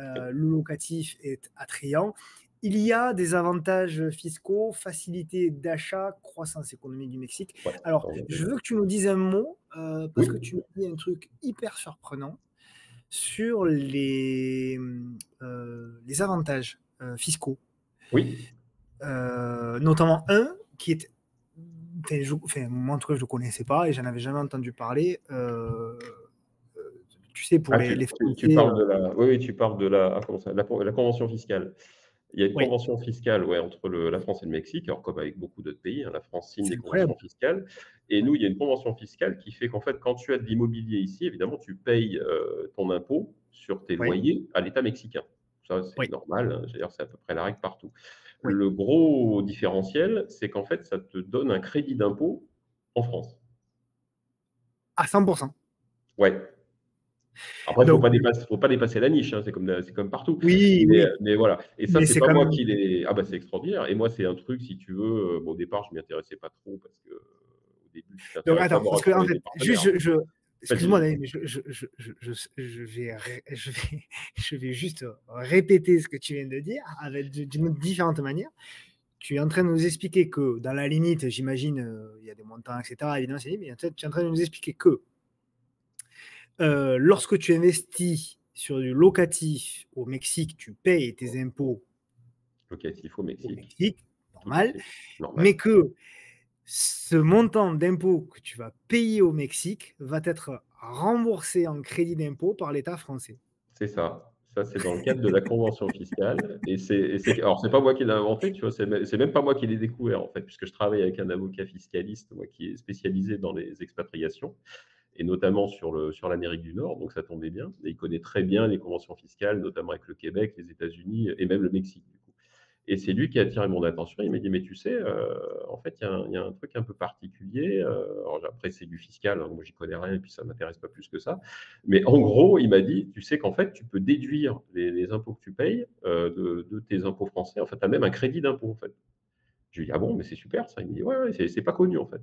Donc du coup, bah, on en profite, hein, parce que ça serait bête de pas en profiter. Mais voilà, ça, c'est vraiment un avantage fiscal qui, moi, m'a paru complètement dingue. Mais écoute, à partir où tu as la convention fiscale, où tu as un avocat dont c'est le métier qui te dit: «C'est comme ça», voilà. Après moi, s'il y a des gens qui comme je dis souvent, hein, moi, les gens qui sont étonnés, je leur dis: «Mais moi, je vous donne le numéro de Thomas, il y a pas de souci, vous l'appelez, en 10 minutes, il va vous briefer, puis il va vous dire». Il a aucun intérêt à vous raconter des cracks, hein. Lui, en plus, il bosse qu'avec des expatriés, donc il a l'habitude de ce genre de trucs un peu particuliers. Il faut savoir aussi, par exemple, que tu vois, ça, c'est une particularité mexicaine, tu n'as pas d'impôt sur les successions. En ligne directe, tu as pas d'impôt du tout sur les successions. 0? Tu as 0. C'est les enfants héritent en totalité de ce que les parents leur laissent. Alors tu commences à avoir des impôts, alors je sais plus, au neveu ou au cousin, un truc comme ça. Je t'avoue que ça, c'est pareil, j'ai pas creusé Ah tellement oui, non plus, mais moi, ce qui m'intéressait, c'était plutôt la ligne oui, directe les et enfants, donc ça fait des années que l'OCDE essaye de leur faire coller des impôts sur et les ils veulent pas. successions. Ils veulent pas parce qu'eux, ça correspond pas à la façon dont ils vivent. Ils Ouais, ont l'obligation de déclarer ce ouais, qu'ils reçoivent, mais ils ne payent ouais, pas d'impôt dessus. Voilà. incroyable. Donc c'est quand même dingue ça et ça, c'est pareil, tu le dis Enfin, aux gens, ils disent: «Mais c'est pas possible». on dit Bah incroyable, mais c'est eux qui doivent se dire, «Vous, bah c'est oui. incroyable». Ah bah oui, bah moi, quand tu leur dis, si tu veux, quand tu leur dis que, par exemple, moi, je donnerais un truc à mon cousin, l'État en prendrait 60 au passage, les mecs, ils te disent: «Non, mais c'est pas possible». C'est une blague, ouais. Même les cartels chez nous, ils prennent pas autant, tu vois? Donc Ouais, voilà, donc c'est ouais. rigolo. Mais bon, voilà et donc effectivement, ouais, c'est les alors les prix et voilà, il faut toujours comparer ce qui est comparable. C'est ce qu'on disait, tu as Oui, très bien dit tout à l'heure. Étant donné que c'est la Côte d'Azur ici du Mexique, il faut oui, comparer les prix avec une Côte d'Azur ailleurs, si tu veux, qu'elle soit oui. française, espagnole, italienne et cetera, tu vois? Donc on Alors, a pour des précision prix, juste voilà. David, les prix qui sont Vas-y. affichés, c'est les prix en c'est pas en Ah, dollars, même si non, c'est en pesos. Ouais, voilà. c'est en Le pesos, c'est signe est la monnaie quasiment du le coin. même, mais c'est des Oui, pesos. mais c'est des pesos. Ouais, ouais, c'est des pesos. Donc là, c'est au Donc, mètre carré, tu tu vois? Donc tu là, grosso modo, si tu veux avoir ouais, à peu près la conversion, faut diviser voilà, par 20. faut Si tu diviser par divises 20. par OK. 20, tu Par auras 10, c'est quelque pas chose d'assez précis. Voilà. OK. OK, OK. Donc, Voilà, donc là, voilà, ceux qui veulent faire un screen après quand ils regarderont éventuellement, tu vois? Mais pour le Yucatan et le Quintana Roo, c'est pareil.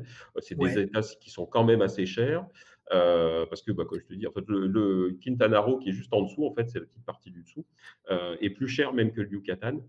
ouais. Tu vois, le truc est un tout petit C'est peu l'endroit le plus cher du agressif. Mexique, ça? C'est un des endroits les plus chers du Mexique, ça? C'est un des plus chers parce que tu as justement cet afflux d'étrangers, de digital nomades, de retraités nord-américains qui viennent et qui poussent beaucoup les prix, si tu veux. Voilà. Beh, oui, bien sûr. Alors attention, c'est pareil, tu vois? On n'est pas dans le cas, parce qu'on parlait tout à l'heure de Mika, d'Urrutia, on n'est pas dans le cas du Pays basque, par exemple. C'est-à-dire qu'ici, les locaux arrivent quand même à se loger Oui, parce que tu as quand même sur une partie du parc, tu as le prix des gringos et tu as le prix des locaux.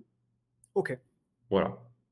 Alors, si un investisseur, par contre, mexicain, veut acheter dans un programme que moi je vends, il paiera exactement le même prix qu'un Français, qu'un Américain, qu'un Italien, OK. tout ce que tu veux. Mais après, pour vivre, c'est très différent. Tu as des prix qui sont différents suivant que tu es local, mexicain de souche, ou que tu es effectivement un étranger. Bon, généralement, tu payes le double, il faut être clair. Le Voire double! ouais, ouais, ouais, on paye le double. On est riche. On est des Ouais. gringos, donc forcément on est riches, si tu veux. Mais comme ça reste tout à fait abordable, si tu veux, par rapport à ce Oui, qu'on peut c'est pas connaître, mmh, moi, pour te donner une idée, moi, je suis dans un appartement qui fait 80 carrés, j'ai une piscine juste à côté, qui fait, 25 par 5, tu vois? Donc qui, tous les jours, il y a 2 gars qui s'occupent de l'entretien de la résidence en permanence et cetera. Je paye, c'est 14 000 pesos par mois. Donc ça fait grosso modo 700 € OK. et on est super bien. Tu vois, c'est Ouais. super équipé, tu arrives, il y a déjà la cuisine, les meubles, et cetera, tu vois? En fait, c'est un meublé C'est de un meublé, 80 ouais. m², voilà. Ouais, ouais, bah, Il y a beaucoup de meublés ici, hein, beaucoup, beaucoup de meublés, il faut le savoir. Mais mais donc tu vois, c'est c'est l'endroit le correct. plus cher pour vous, mais par rapport à des prix français, ça reste, Ah ouais, oui, par rapport à des prix français, ça a rien à voir. Je veux dire, tu prends même un moi j'ai un copain qui est à Nice, qui est agent immobilier, tu prends un studio à Nice, bon, c'est pas la même, hein. C'est ouais, pas la même. voilà, tu vas pas le Bon et payer 80 000. le prix des locations en face, voilà, hein, Ouais, qui est également, aussi bah, là, important. voilà, on est dans les plus hauts, tu vois? On est dans les plus hauts parce que, bah, c'est normal, en fait, comme il y a beaucoup, beaucoup de locations saisonnières ici, Mmh. forcément ça tire les prix. Ouais. Alors, OK, on a déjà bien, bien avancé. Maintenant, j'aimerais, que tu nous alors je vais passer un certain nombre de photos de biens que tu Ouais, vends, bien sûr. alors, je pense que les gens vont être surpris parce que enfin moi, en tout cas, j'ai eu cette surprise-là de voir que Ouais. c'est vraiment du haut de gamme que tu Oui. proposes. Voilà, c'est de comment Alors c'est dirais-je? c'est un c'est un parti pris si tu veux au départ. Ouais. D'abord, il faut savoir que le marché ici, il est fait pour les Américains. Donc il faut quand même des logements qui soient assez grands. Tu vois, tu vas pas avoir des chambres de bonne de 9 m² comme à Paris, et déjà 9 m², c'est une grande chambre de bonne. Donc ici, il faut quand même des logements qui soient grands, qui soient aérés, qui soient équipés, qui aient la clim, qui aient le frigo, la cuisinière. Voilà, faut que quand le mec arrive, il ait juste à poser ses valises, si tu veux. Voilà, donc là, c'est vraiment il faut comprendre ça. Et il faut comprendre que si le logement n'est pas aux normes américaines, il ne se louera pas. En tout cas, pas aux Américains. Donc pour le promoteur, ça n'a strictement aucun intérêt, si tu Ouais, veux. il prend pas le Voilà. risque. Il ne prend pas le risque. Il ne va pas s'amuser avec ça. Donc, les logements sont faits pour ça. Donc, tu as effectivement généralement des minimums sur de la moyenne gamme. Là, ce que tu montres, donc, c'est vraiment du haut de gamme, hein. On est sur une villa dans un quartier en fait qui est en construction, un quartier complètement fermé en fait au nord de la ville, qui est en cours de construction, hein, qui est en train de se faire. Là, c'est une des villas qui sont finies. C'est un quartier qui s'appelle Corasol, et où là, tu as des villas et des appartements, mais qui sont somptueux. Parce que eux, leur credo, c'est de se dire, nous, on va faire que du haut de gamme. Voilà. Donc, tu peux avoir des appartements à 300 000 euros. Et là, la ville en question, je crois que celle que tu montres, elle est à 2,5 millions de dollars. Donc, c'est pas, tu vois, pour le Mexicain moyen, c'est pas non plus pour le Français moyen. Hein, moi, j'ai pas les moyens de m'acheter encore une villa comme ça. J'aimerais bien, mais pour l'instant, c'est pas le cas. Donc là, on est vraiment sur des choses sympas, si tu veux. Donc voilà, là, tu vois, belle piscine sur 3 niveaux. Là, je crois que celle-ci, elle fait 5 chambres. Elle doit faire 565 mètres carrés, je crois, de mémoire, un truc comme ça. Ouais. Tu as ici, en plus, le standard, c'est une salle de bain par chambre, voire une et demie, hein, parfois tu as une et demie. Enfin, voilà, regarde, tu vois, c'est quand même C'est hyper sur le sympa. très, très haut de gamme, ouais, ouais. C'est hyper quali. En plus, c'est dans des matériaux, ça c'est très important ici, parce que comme je te disais, on parle un peu de l'humidité au départ. Et puis il y a la mer, forcément. Donc il faut utiliser des matériaux locaux. Parce que les matériaux locaux ici sont justement capables d'absorber l'humidité, d'absorber le Oui, sel, etc. Donc il y a une détérioration qui soit va pas se faire, soit va être très très lente. Donc après, avec un entretien normal, tu tiens ton bien sans aucun problème, si tu veux. Voilà. Donc, mais voilà, tu vois, c'est quand même des trucs, voilà. Quartier de Corasol, c'est l'entrée. C'est un quartier, mais ultra chic, où là, c'est vraiment une clientèle de très haut de gamme qui vient, ou alors de moyenne gamme, mais moyenne gamme qui a déjà 3, 4, 500 000 euros, tu vois, à mettre sur un appartement. Pour te donner une idée, ils ont une petite tour qui est vraiment au bord de mer, tu as 20 mètres de la plage. Donc moi, j'ai visité un des appartements, là, il n'y a pas longtemps, qui était fini, et ils ont l'appartement qui est parti le plus vite. C'est l'appartement qui était au sommet de la tour. C'est un appartement unique qui fait quasiment 1000 mètres carrés habitables avec son rooftop privé qui fait aussi 1000 mètres carrés. ça se vend 5, combien cette année? 5 millions de Ouais. dollars. Je Donc, vais une continuer à option si épargner tu un veux. peu alors. Ouais, donc tu peux mettre une option si tu veux. Mais, et celui-là, il est parti tout de suite. Pourquoi? Parce Bah, que effet rareté, si tu veux, ouais, des tours, il est prévu d'en construire 6, donc tu auras au maximum 6 appartements comme ça au total dans toute la résidence, et tu peux même dire sur toute la côte, parce que j'en connais pas d'autres appartements comme ça sur la côte, si ouais. tu veux. Donc ça, c'est certain que dans les 5 à 10 ans qui viennent, l'appartement, tu vas faire une culbute monumentale. Ouais, ouais, bah oui. Après, ça fait partie parce que toi, tu Voilà, tu vois, proposes, sympa à l'intérieur quand même. Alors voilà, ah, ça c'est vraiment, on est dans le haut du panier. dans Tu le vois, que très, ce très soit haut du là, panier, mais ouais, voilà, ouais. toi, tu proposes ça aussi, Bien mais sûr, bien sûr. c'est pas, que tu proposes. Enfin, je te le souhaite, hein, de vendre beaucoup Non, de non, villas mais comme ça. voilà, on n'en vend Mais pas beaucoup des comme ça encore, hein, ça viendra. Mais effectivement, non, c'est des choses très, très bien et je pense que c'était intéressant de le montrer pour oui, justement, tout faire toucher du doigt, si tu veux, la capacité qu'ont les constructeurs ici de faire des très belles choses. Voilà. Et pas des trucs, tu vois, on a toujours l'impression, ah bah, à partir du moment où on sort de France, les mecs, ils savent pas travailler, machin. Bon, alors je peux vous dire que les gars, ils savent bosser, hein. Ils savent travailler, leurs architectes sont très, très bons, ils ont des gars qui sont primés dans des concours internationaux et tout. Et tu vois, c'est quand même fait avec beaucoup, beaucoup de goût. C'est quand même des choses que tu peux retrouver ça dans des villas de la Côte d'Azur ou voire peut-être même du Pays basque avec tu vois, voilà, donc tu as le golfe juste à côté. En fait, toutes les villas donnent directement sur le golfe avec le jardin et il faut savoir que le golfe, il est dans tout le complexe. Donc c'est-à-dire que même les nouvelles résidences qui sont en train de se faire, tu auras vue sur le golfe c'est d'une manière magnifique. ou d'une autre. Donc c'est plutôt sympa. Et à tel point, ils ont tellement de succès qu'au départ, ils avaient fait en fait un golf de 9 trous pour justement commencer à se dire bon, on va voir, ça va attirer un peu les clients. Et ils ont tellement de succès que le golf de 9 trous, c'est devenu le practice. Et ils ont fait un 18 trous depuis. Donc, tu vois, voilà.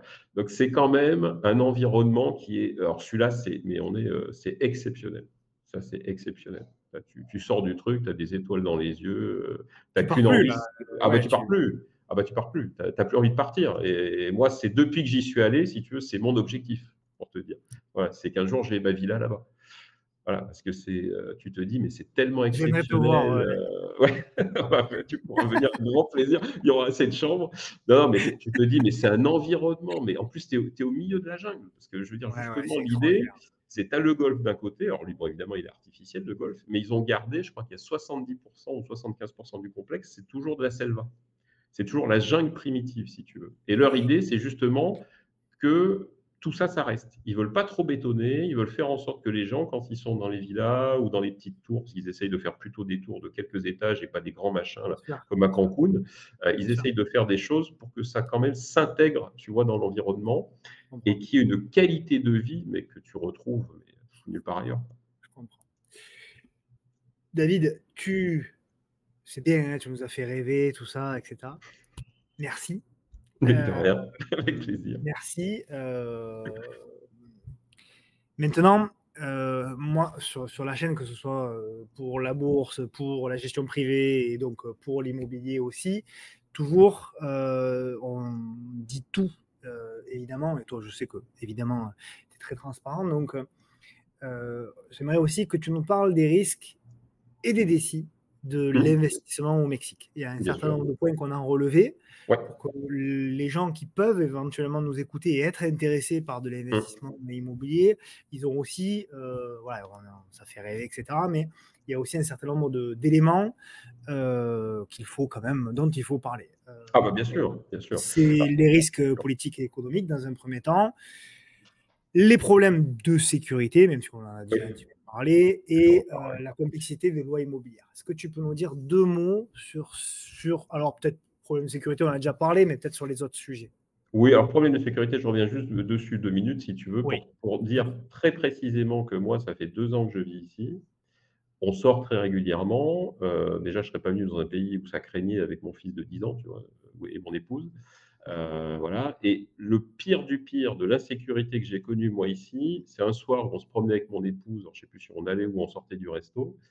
Il y a un Mexicain qui nous a demandé une cigarette. On lui a dit: «Bah, non, désolé, on fume pas». Il nous a dit: «C'est pas grave». Ça, c'est le pic de l'insécurité que j'ai connu ici, si tu veux. Donc, quand je vois ce qui se passe un peu, chez nous, tu vois, je me dis: Ah, voilà». En fait, il faut comprendre les problèmes de sécurité ici, c'est un problème ici de grande insécurité avec les cartels, dans certains oui, endroits, comme je l'ai précisé au début. Mais oui, par contre, au quotidien, mais tu as rien, quoi. t'as pas.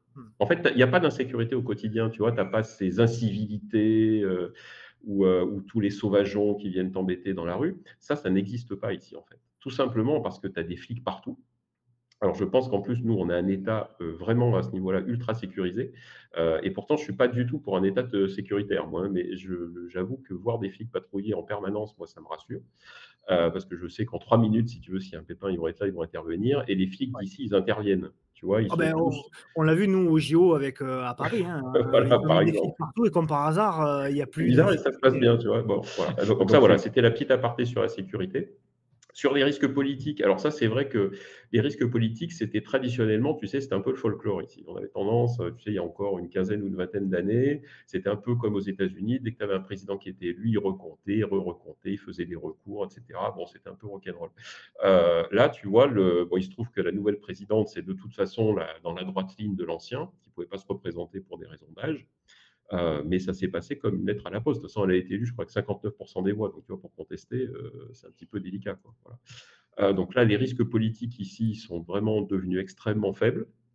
Il y a quand même des gens qui se sont fait, des gens, alors pas qui se sont présentés à la présidentielle, mais c'est comme aux États-Unis, si tu vois, on réélit tout le monde en même temps, les maires, l'équivalent des shérifs, enfin, tu vois. Et il y a des gens effectivement qui ont été assassinés pendant la campagne, mais parce que c'était des gens qui avaient des positions très fermes vis-à-vis des cartels.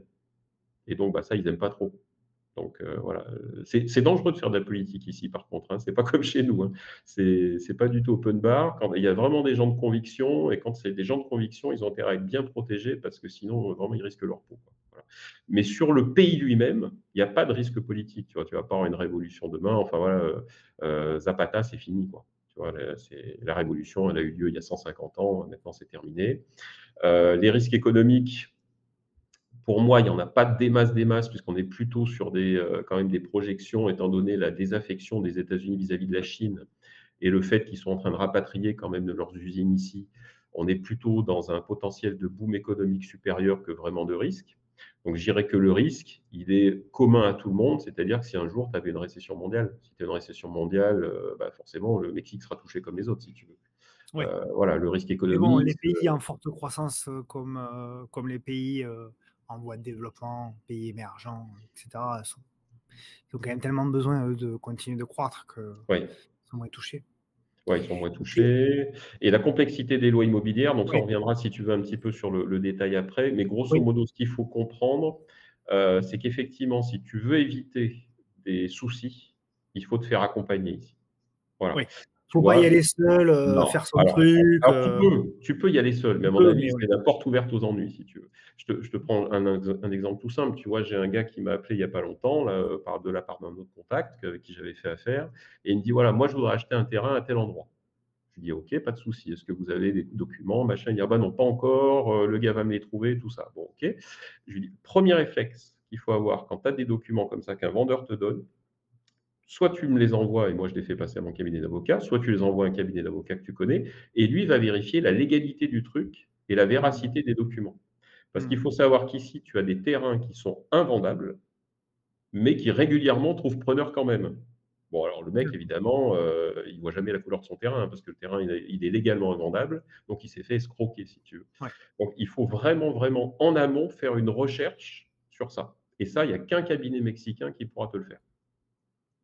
Ok. Voilà.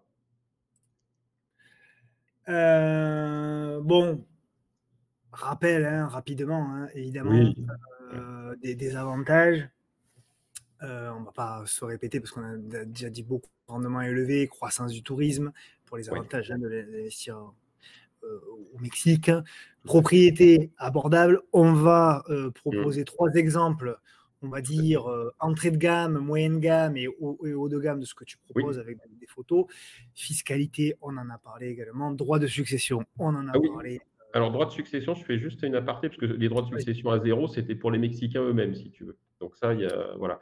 Mais il y a également des facilités sur les droits de succession quand tu es étranger et notamment quand tu investis, dans la zone où on est, qui est ce qu'on appelle, nous, une zone réglementée. Voilà, parce que tu as la zone normale au Mexique et la zone réglementée. Alors la zone réglementée, c'est une zone qui va jusqu'à 100 kilomètres d'une frontière terrestre ou 50 kilomètres d'une côte. Donc nous, étant donné qu'on borde toute la mer des Caraïbes, on est concerné au premier chef. ok. Donc, dans ce cadre-là, tu ne peux pas acheter en nom propre. Tu dois passer par un intermédiaire qui s'appelle un fideicomiso, qui en fait est une banque mexicaine, si tu veux. Mais le gros intérêt, c'est que quand tu as le bénéficiaire principal du fideicomiso qui décède, il ne considère pas comme une succession, puisqu'il n'y a pas de succession au Mexique. Donc, par contre, tu vas être considéré comme achetant un droit sur une propriété immobilière. Donc, tu vas payer en gros les frais de notaire et les frais annexes à l'opération. Donc, compte 10% de l'enveloppe, quoi. Voilà, pour faire simple. Donc, C'est à peu si près tu comme en es France, les frais de notaire. Ouais, c'est à peu près pareil. C'est à peu près pareil. Après, tu vois, entre les frais de fideikommisso, les deux trois bricoles à côté, moi, je dis: «Faut compter 10, comme ça, au moins, tu es tranquille. Il t'en Ok. restera un petit peu à la sortie, mais tu comptes 10. Et ça, c'est quand même un gros avantage. Parce que même en ligne directe aujourd'hui, tu es très vite, Hmm. si tu as un peu de patrimoine avec des gamins, ils sont à 20. Ok. Tu vois? Et alors je te parle même pas si tu cèdes notamment, tu vois l'exemple du tonton qui a bien réussi et puis, bah, qui a pas d'enfant, qui Oui, voudrait bien privilégier un peu bien les sûr. neveux, les nièces, machin, bon, bah, tu te fais assassiner par le fisc. Alors là, tu te feras quand même un peu moins assassiner. C'est un peu plus cher qu'en ligne directe, si c'est des neveux ou des cousins, mais tu vas quand même sacrément gagner. Donc si c'est des patrimoines, tu vois, qui sont un peu confortables, ça peut vraiment valoir le coup de regarder. Ok. Bon, et pour le reste, évidemment, hein, plus-value potentielle, on se doute bien que dans un pays à forte Ouais. croissance, si tu investis dans l'immobilier, évidemment que, Ben, il y a des possibilités derrière de revente qui sont plus qu'intéressantes. Type d'investissement immobilier, bon, très rapidement, hein, c'est du oui, résidentiel. Toi, tu ouais. fais, que même du résidentiel, toi, hein, Ouais, moi je fais que du et résidentiel. Je fais effectivement les maisons, les appartements et un petit peu les terrains, mais les terrains, c'est pas ouais, en direct, c'est par le biais en fait d'un groupement d'agents avec qui je suis affilié. Le commercial, je m'en occupe, pas du tout et le ouais, touristique un petit peu puisque pareil par le groupement d'agents que j'ai rejoint, qui sont des agents internationaux en fait, on a des hôtels. Voilà, on a d'accord. quelques hôtels ici qui sont disponibles. Mais 95 du business, c'est maisons, appartements et je dirais même que c'est plutôt de l'appartement. OK. Processus d'achat, immobilier, donc étape à bon, très rapidement parce que clairement Ouais, si quelqu'un a envie d'acheter, ne serait-ce qu'avoir des renseignements, il les faut gens peuvent appeler, te ouais. contacter, hein, Ouais, bien sûr, hein. ouais. Donc il y a des étapes à suivre quand même qui sont, assez, importantes, strictes. Il y a des documents nécessaires, Oui, évidemment on ne peut c'est pas carré. déroger, Mmh. et des coûts associés qui sont, Bah, c'est en gros les donnés coûts associés, si tu veux, moi j'ai tendance à mettre dedans donc les frais de notaire, les frais de cabinet ouais, d'avocat, les frais de fideikommisso, donc en gros c'est les frais de la banque, enfin voilà ce type de frais-là et c'est en fait ce que j'inclus moi dans l'enveloppe des 10. Voilà. OK.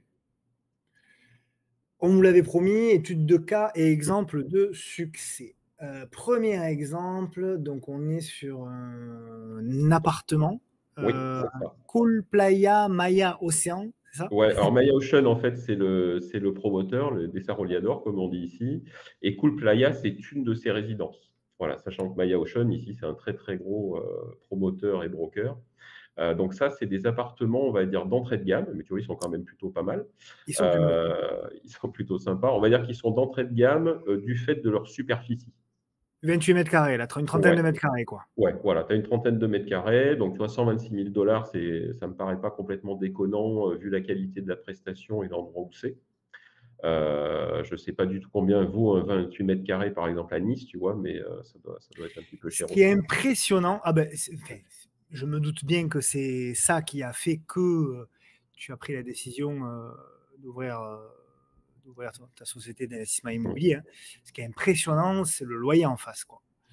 Ah bah Parce oui. que Ah bah là, oui. 126 000 pour, cette prestation-là et tu as en face 14 000 quasiment annuels. Ouais, c'est ça, c'est Donc ça. ça veut dire que sur ce bien-là, finalement, en 9 ans, tu as amorti ton bien. Ouais, parce que c'est des petites surfaces, c'est vrai que ça se loue bien, Ouais. et il vaut mieux effectivement avoir des choses que on est très, très loin de la saturation ici. Mais évidemment, plus tu as quelque chose qui est neuf, qui est bien tenu, qui est propre et aux dernières normes, bah, plus ça Oui. se loue facilement. Et puis l'emplacement évidemment comme toujours avec l'immobilier. Mais là, grosso modo, il faut voir qu'ici, on est sur, tu vois, la totalité des promoteurs basent leur moyenne sur leur business plan entre 240 et 200, j'ai vu, je crois 290 jours pour les plus optimistes, jours de location par année. Ouais, là, tu fais Voilà, là, on est une sur estimation 276. basse. Voilà, là, on est sur 276 jours, ce qui me paraît logique par rapport au bien qui est proposé et OK. les 13 900 il faut bien se comprendre que ça, c'est ce qui te tombe dans la poche. C'est-à-dire que j'ai déduit avant tous les frais. C'est-à-dire les frais de J'allais te le demander, d'accord. l'administration, Ça, c'est voilà. vraiment hors Ouais, charge. c'est vraiment hors charge, les charges sont payées, les charges d'entretien, les charges de la plateforme Airbnb, Hors charge, cetera. Voilà. hors impôt, mais les impôts que tu paieras, Oui, ce seront, voilà. qui Voilà, les obéit. impôts te seront a priori rendus, donc bon, moi, ça me choque pas, hein, Ok. s'ils me rendent de l'argent, tant mieux. Mais voilà, donc les impôts, tu les payes effectivement au Mexique, donc ils sont de pour les étrangers, ils sont de 25. Moi, je crois que je l'avais pas dit, tu vois? J'en profite pour le préciser. Mais comme tu les récupères de l'autre côté, bon, bah, écoute, voilà, c'est plutôt sympa. Ok. 2e prestation, donc on va dire le milieu de Ouais. gamme, quoi, hein, grosso modo, On est du sur du milieu de in-house. gamme parce qu'on est sur quelque chose où vraiment là, tu as des pièces séparées par rapport au premier qui était plutôt un grand studio. Un grand Là, studio, tu ouais. vas être voilà, là, tu vas vraiment avoir une chambre séparée, tu vas avoir un salon, tu vois, un vrai salon, une terrasse, la kitchenette derrière, je ne sais pas si on la verra, mais voilà, qui est vrai tout est équipé, tout est meublé. C'est du neuf, tout ce que tu C'est de proposes. là, celui-ci d'avant, c'était du neuf, celui-ci, c'est pas du neuf, mais il a été entièrement rénové.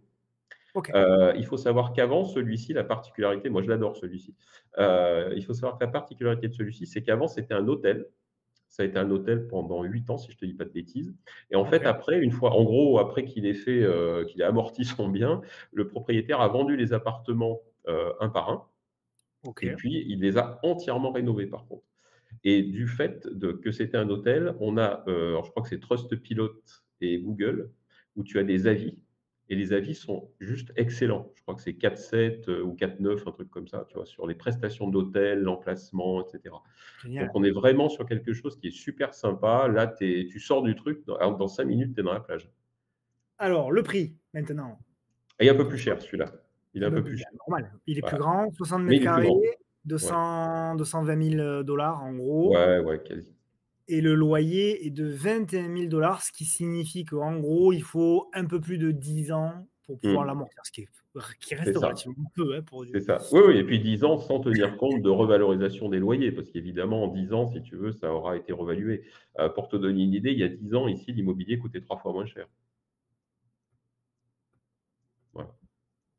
Donc, vraisemblablement, Oui, ça sera oui, non, moins de 10 ans, mais voilà. ce sera moins de 10 ans, c'est clair. OK, et enfin, et bien, du coup, Ah, The Village, donc le fameux quartier de Corasol. Donc là, on est vraiment là, c'est ouais, là, c'est du vraiment haut de gamme. Donc là, on le voit pas, mais en fait, le golf, il donne sur la terrasse. Et donc ah là, ouais, là, tu es sur quelque chose qui est vraiment sympa. Et la OK. particularité des appartements de The Village, c'est que souvent, tu as un lock-off, déjà. Donc c'est super bien parce que tu as possibilité de, éventuellement, toi, d'habiter et de sous-louer, entre guillemets, une partie de ton appartement, une chambre de ton appartement, sans que tu vois les locataires. Donc ça, c'est vachement sympa. Alors celui-ci, voilà, c'est un bel appartement. Franchement, c'est un très, très bel appartement. Tu as 2 chambres, peut-être même 3, je ne sais plus, celui-ci. Je crois qu'il doit être à 3 chambres. Celui-là, 131 mètres carrés, tu dois être à 3 chambres. Ouais. Tu es à 510 000 dollars. Donc, grosso modo, aujourd'hui, il doit falloir enlever à peu près 10% pour avoir la correspondance en euros, si je ne te dis pas de bêtises. Et donc là, je l'ai fait sur un petit peu moins sur les locations saisonnières, parce que comme c'est un quartier qui est quand même assez cher, assez huppé, etc., forcément, ça limite un petit peu plus la clientèle. Voilà. 1 € égale 1,10 $ aujourd'hui. Ouais, voilà. Donc, tu vois, 510 000, donc tu vas être à 450 000 euros, quoi, pour donner une idée, pour un Ouais. appartement de 130 mètres carrés, ultra bien situé, avec des commodités juste démentielles. Ça, Mmh. un jour, je te ferai visiter tout ça. Et avec un loyer net qui est quand même aussi super sympa. Voilà. Oui, là, pareil, une dizaine d'années pour Ouais, l'amortissement. c'est ça. C'est OK, ça. c'est génial. Là, sur celui-ci, je te dirais qu'il y a vraiment un potentiel de plus-value vraiment très élevé. OK, OK. Bon, ben, je vais appeler ma banque, hein, je te tiens au courant. Ouais, alors les banques françaises, c'est compliqué pour acheter ici. C'est compliqué. Non, mais après, voilà, si, je pourrais te dire un peu comment on finance les biens ici, mais les banques françaises, c'est compliqué. Ouais. OK, David, écoute, on s'avance, Ouais, doucement, vers, vers la fin. la dernière partie, ouais, en gros, bah, pour résumer, hein, vous, qui vous êtes avec, Emmanuel, c'est-à-dire, quel est, le cœur finalement de votre société? C'est réaliser, les rêves de l'investissement immobilier au Mexique, pour faire C'est simple. ça. Et surtout, c'est pour ça qu'on travaille beaucoup d'ailleurs avec des cabinets de gestion de patrimoine pour leur proposer en fait j'allais dire une Diversification. flèche supplémentaire à mettre dans leur carquois vis-à-vis de leurs clients. C'est que nous, on propose en fait de la diversification. Moi, c'est peut-être mon passé professionnel qui fait ça, que j'ai tout de suite vu ça, si tu veux, comme plus un outil de diversification que comme un agent Mhm. immobilier standard. Ouais. Je pense qu'aujourd'hui, on est arrivé et vraiment de plus en plus depuis quelques semaines, à un point où il va être nécessaire de se poser la question: «Est-ce que je laisse tous les œufs dans le même panier?» Voilà. Donc là, on a la possibilité, si tu veux, de faire de la diversification, mais hors de l'Europe. Pourquoi? Parce qu'en Europe, tu restes déjà avec la monnaie. L'euro, il est partout Oui, pareil. Je veux dire au oui, Luxembourg, en Espagne, en Italie, en France, c'est l'euro. Donc oui, si l'euro se casse la gueule, que tu as acheté au Luxembourg, bah, ton bien, il se cassera la gueule pareil vis-à-vis de la monnaie. Bon. Donc oui, là, l'idée, c'est de sortir monétairement du continent européen pour aller sur une autre monnaie. Et pas une monnaie folklorique, si tu veux, une monnaie qui a quand même une assise importante, qui est sur un pays qui a une grosse économie et qui est complètement imbriquée dans le commerce international mondial et notamment en étant le premier partenaire des États-Unis, ce qui est quand même bien sûr. pas trop rien non plus. Voilà. Pas Donc trop. ça, c'est vraiment cette diversification-là. Et l'idée, c'est qu'on s'est rendu compte aussi au fil du temps, en discutant avec les gens, que, bon, comme tu le disais au tout début, hein, l'immobilier, c'est presque viscéral chez les Français. On adore l'immobilier, c'est comme ça. Mais aujourd'hui, ça devient très compliqué. Ça devient très compliqué parce que bah, pour emprunter, c'est compliqué, les normes environnementales, les taxes qui ne font qu'augmenter, le rendement qui fait que diminuer, etc. Donc, tu as des gens qui sont vraiment, qui ont envie de continuer à faire de l'immobilier, qui ne sont pas du tout structurés mentalement pour faire de la bourse ou des trucs comme ça, et puis bah, qui voudraient bien acheter, mais ils ne savent pas où. Et comme je le dis souvent, bah oui, mais si vous achetez en Espagne, en Italie, bah, vous achetez en Europe. Donc vous allez être soumis aux mêmes règles que de toute Tu façon te en Europe. diversifies pas beaucoup, c'est vrai. Et non, tu te diversifies pas. Alors c'est facile d'y aller parce qu'effectivement, en 1 heure et demie d'avion, tu y es. Mais je veux dire, tu ne te diversifies pas vraiment. C'est pas vraiment de la diversification, ça. Par Oui. contre, moi, je propose de la diversification géographique. Voilà, un peu comme le mec qui proposerait à Dubaï ou à Bali ou des choses comme ça, si tu veux. Voilà, après, il y a des questions personnelles de culture qui font que tu vas aller plus là ou là. Moi, je trouve que le Mexique, d'abord, est très méconnu et c'est dommage. Et qu'ici, il y a une vraie culture qui a un mix entre une culture locale et une culture européenne. En fait, tu es pas tellement dépaysé quand tu viens ici. Les gens, ils parlent espagnol. L'espagnol, en plus, pour nous, Français, franchement, c'est une grosse chance. C'est une langue qui est pas très compliquée à comprendre et pas très C'est vrai. compliquée à apprendre. C'est quelque chose.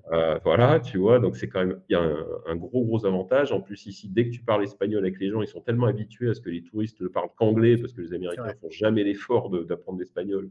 Bah, ils sont super contents, donc en fait, tu passes vachement bien. C'est d'ailleurs pour ça qu'on a passé, nous, finalement, peu de temps à prospecter et que très régulièrement, on est venu après nous voir parce que les gens nous aimaient bien. Ça paraît tout bête, mais c'est comme ça. Voilà, donc tu as une autre approche. Tu vois? Moi, je sais que, par exemple, Bali, c'est sûrement super sympa, mais j'ai pas cette appétence à la culture asiatique. Moi, j'ai besoin quand même d'avoir, un retour à mes racines, d'entendre une langue que je connais, d'être dans une structure de société qui correspond peu ou prou à ce que j'ai connu et je sais que j'aurais beaucoup de mal à me faire à la culture asiatique. Donc je sais que j'irai pas, par exemple, à Bali. Ça a jamais été une destination que j'ai privilégiée, par exemple, tu vois? Voilà.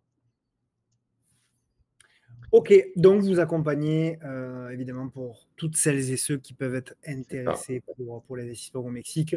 On l'a dit aussi, hein, vous avez été euh, interviewé, Oui, on notamment par commence, Emmanuel, hein, on sur, commence. sur RTL notamment, avec un petit extrait, c'était très sympa. J'aimerais qu'on termine quand même sur les perspectives, hein, même si on en a déjà parlé, parce que Oui. on a parlé de quelque part de ce qu'était le Mexique avant, de ce qu'il est Mmh. aujourd'hui. On a parlé un petit peu, on va conclure aussi par ça, c'est qu'est-ce qui sera demain. Et ce C'est qui est ça. prévu pour le Mexique, c'est une démographie, encore, tu l'as dit, Mmh. qui va continuer, une augmentation du pouvoir d'achat avec notamment une population moyenne qui va continuer également à s'élever quoi, Ah, en termes de niveau social, etc. Élargissement de la classe moyenne, ce qu'on disait, progression rapide des touristes et résidents d'origine étrangère recherchant des lieux d'habitation moins chers. Et donc voilà. Donc les perspectives sont quand même ah, c'est très plutôt intéressantes. Ouais. c'est bon, c'est plutôt bon. Non, Et la dans le démographie, c'est détail, sûr, ouais, ouais. ouais, et dans le détail, avec Emmanuel, vous, en fait, hein, ce que vous faites, c'est, dans la globalité, vous analysez le projet, Mmh. faites la recherche, la sélection des biens et des partenaires, actes notariés, processus juridique, suivi de la procédure. En fait, quelque part, vous faites tout le suivi du début jusqu'à la fin, du projet jusqu'à la C'est finalisation. ça. vous C'est ça. accompagner, L'idée, c'est vraiment de tout faire et quand j'ai mis analyse du projet patrimonial, c'est parce que moi, je ne l'ai jamais vu comme juste un achat immobilier, si tu veux. Alors, on en a des clients qui veulent juste acheter un bien immobilier comme ça, le louer, et ouais, cetera. Mais pour moi, ça va plus loin. C'est pour ça qu'on travaille plutôt avec des cabinets de gestion de patrimoine, parce que pour moi, ça rentre dans le cadre d'une analyse patrimoniale, de bien sûr. bonne gestion de père de famille, comme je te dis, en ne laissant pas tous ses œufs dans le même panier, en diversifiant, mais vraiment, tu vois, pas, à la marge. Cette fois, vraiment en faisant de la vraie diversification. Bien Donc sûr. ça, c'est important. On va rechercher ici d'abord, nous, on a recherché des partenaires de confiance parce que, bah, c'est pareil, hein, c'est comme en France, tu as des entreprises qui bossent bien, des entreprises qui bossent moins bien. Donc nous, on a d'abord recherché des partenaires de confiance qui avaient pignon sur rue. Il n'y a pas une boîte avec qui on travaille qui a moins de 18 ans d'expérience, pour te donner une idée. Donc c'est quand même, pas mal.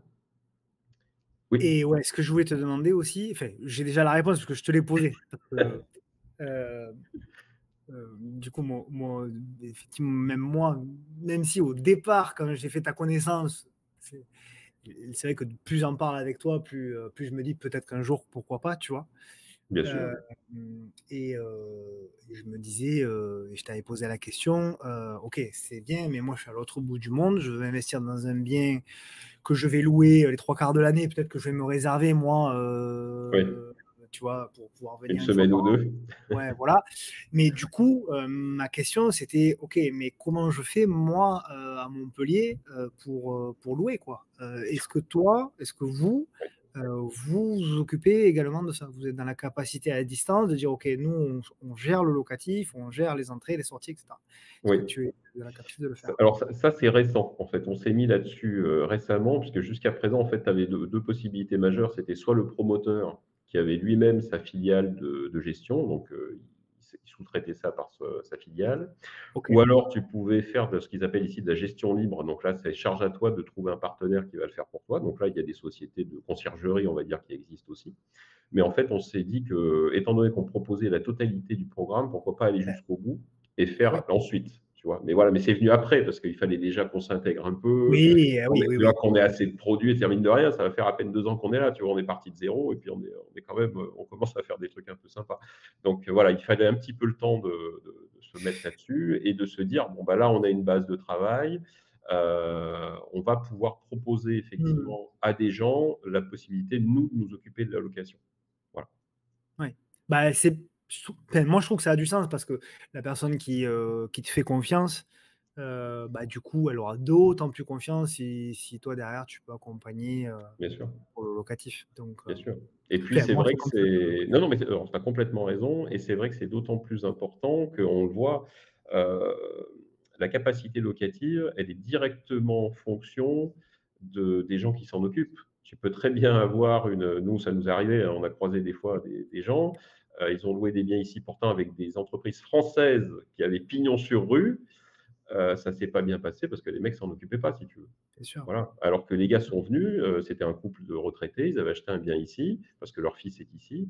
Ils avaient acheté un bien ultra bien situé, je veux dire mieux situé, c'est compliqué et ils louaient pas. Alors ils étaient surpris, tu vois? Parce ils sont venus 2 mois, ils ont habité le logement 2 mois et quand on les a rencontrés, nous, par hasard, ils nous ont dit: «Putain, mais c'est pas possible, on a vu tous les appartements autour de chez nous, ça rentre, ça sort, ça rentre, ça sort et alors chez nous, on n'a jamais de location». C'est quand même vachement bizarre.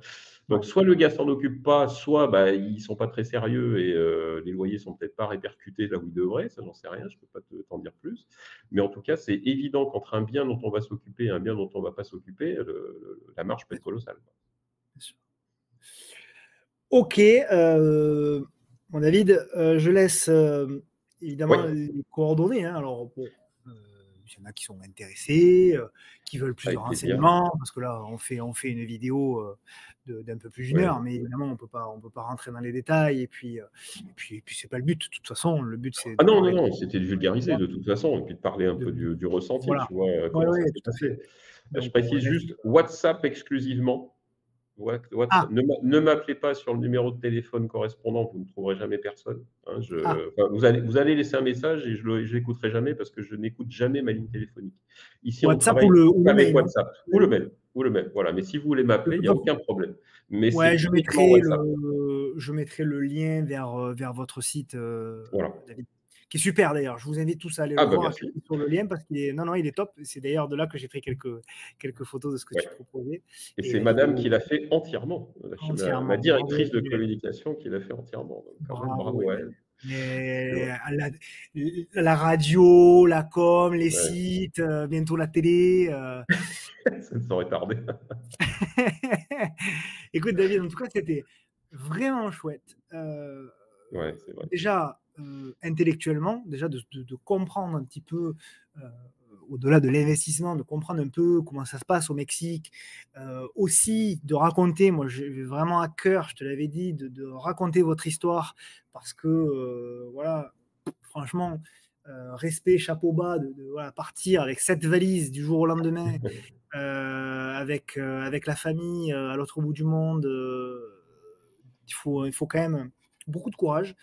Et je pense que c'est une source d'inspiration pour beaucoup. Donc, franchement, vous pouvez être fiers avec Emmanuel de ça. Merci, Voilà. Et puis après, pour ceux qui sont intéressés par l'investissement au Mexique, on sera là. On vous serez là. répondra présent, aucun problème et avec grand plaisir parce que de toute façon, même si c'est pas pour faire une opération, au final tout de suite, je pense que ce qui est important, c'est de planter la petite graine Bien et sûr, je me rends compte que des petites graines qu'on a plantées il y a 6 mois, tu vois? Au bien vu de sûr. l'actualité, un peu compliquée qui quand même commence à apparaître de plus en plus, il y a quand même des gens qui se disent: «Ah mais finalement, c'était peut-être pas idiot, on Tout va à fait. vraiment, trouver des trucs».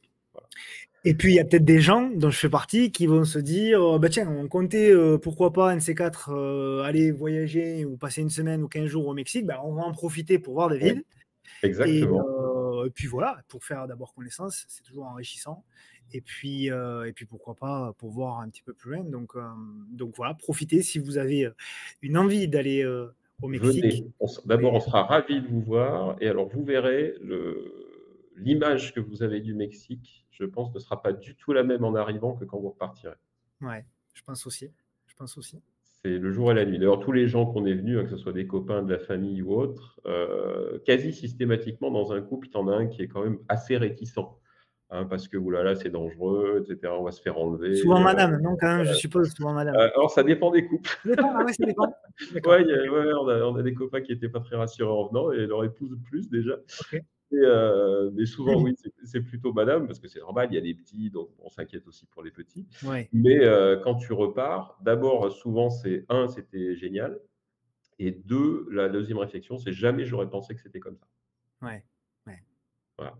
Donc faut venir en fait, hein. Il faut mais d'une façon générale, comme tout, hein, moi, comme à peu près tout ce que j'ai fait dans ma vie, moi j'ai fait plein de trucs, dans ma vie par pure curiosité pour savoir comment ça marchait. Tu vois? Et tu as la vraie vision du truc, tu vois? Tu as pas la vision que quelqu'un a décidé qu'il fallait que tu aies.